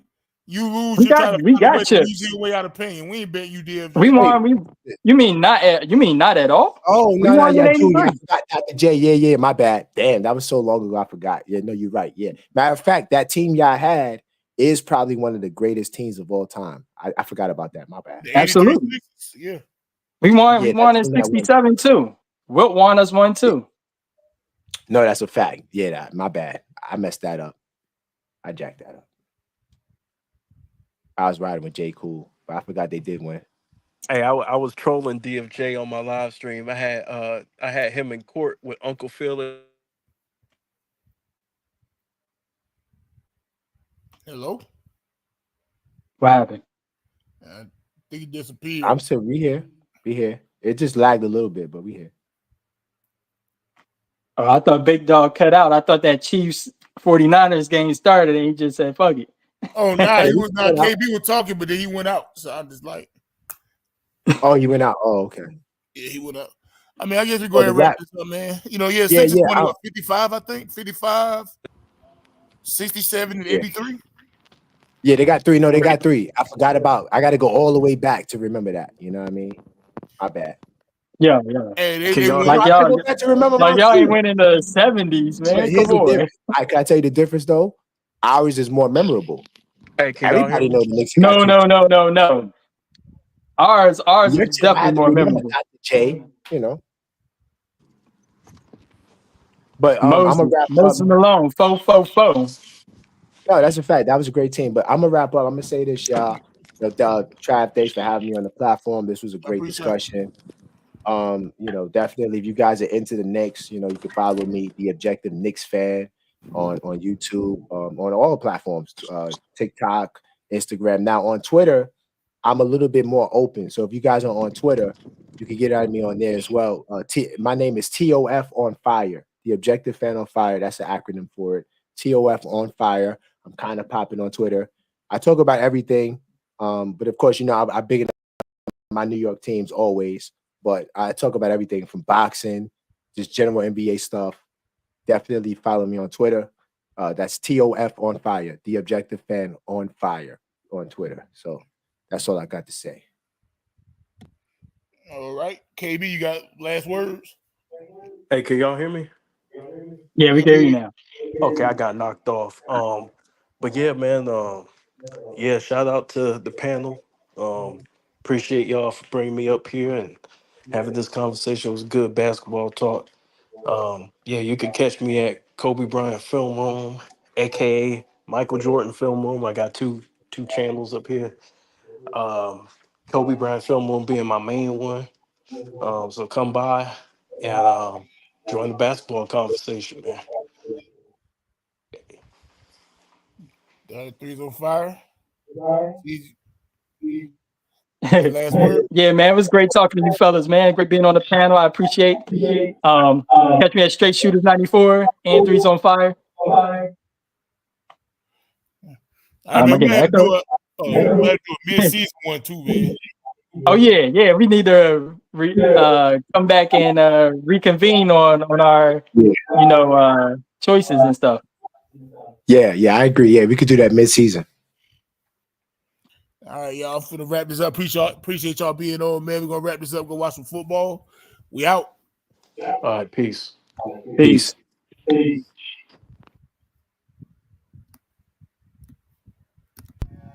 I'm not a schemer.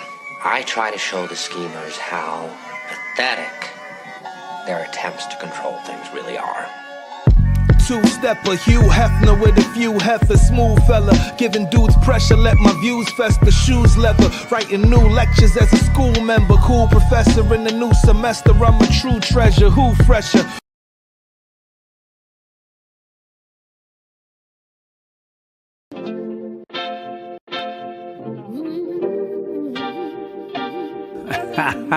Let's go. Yeah.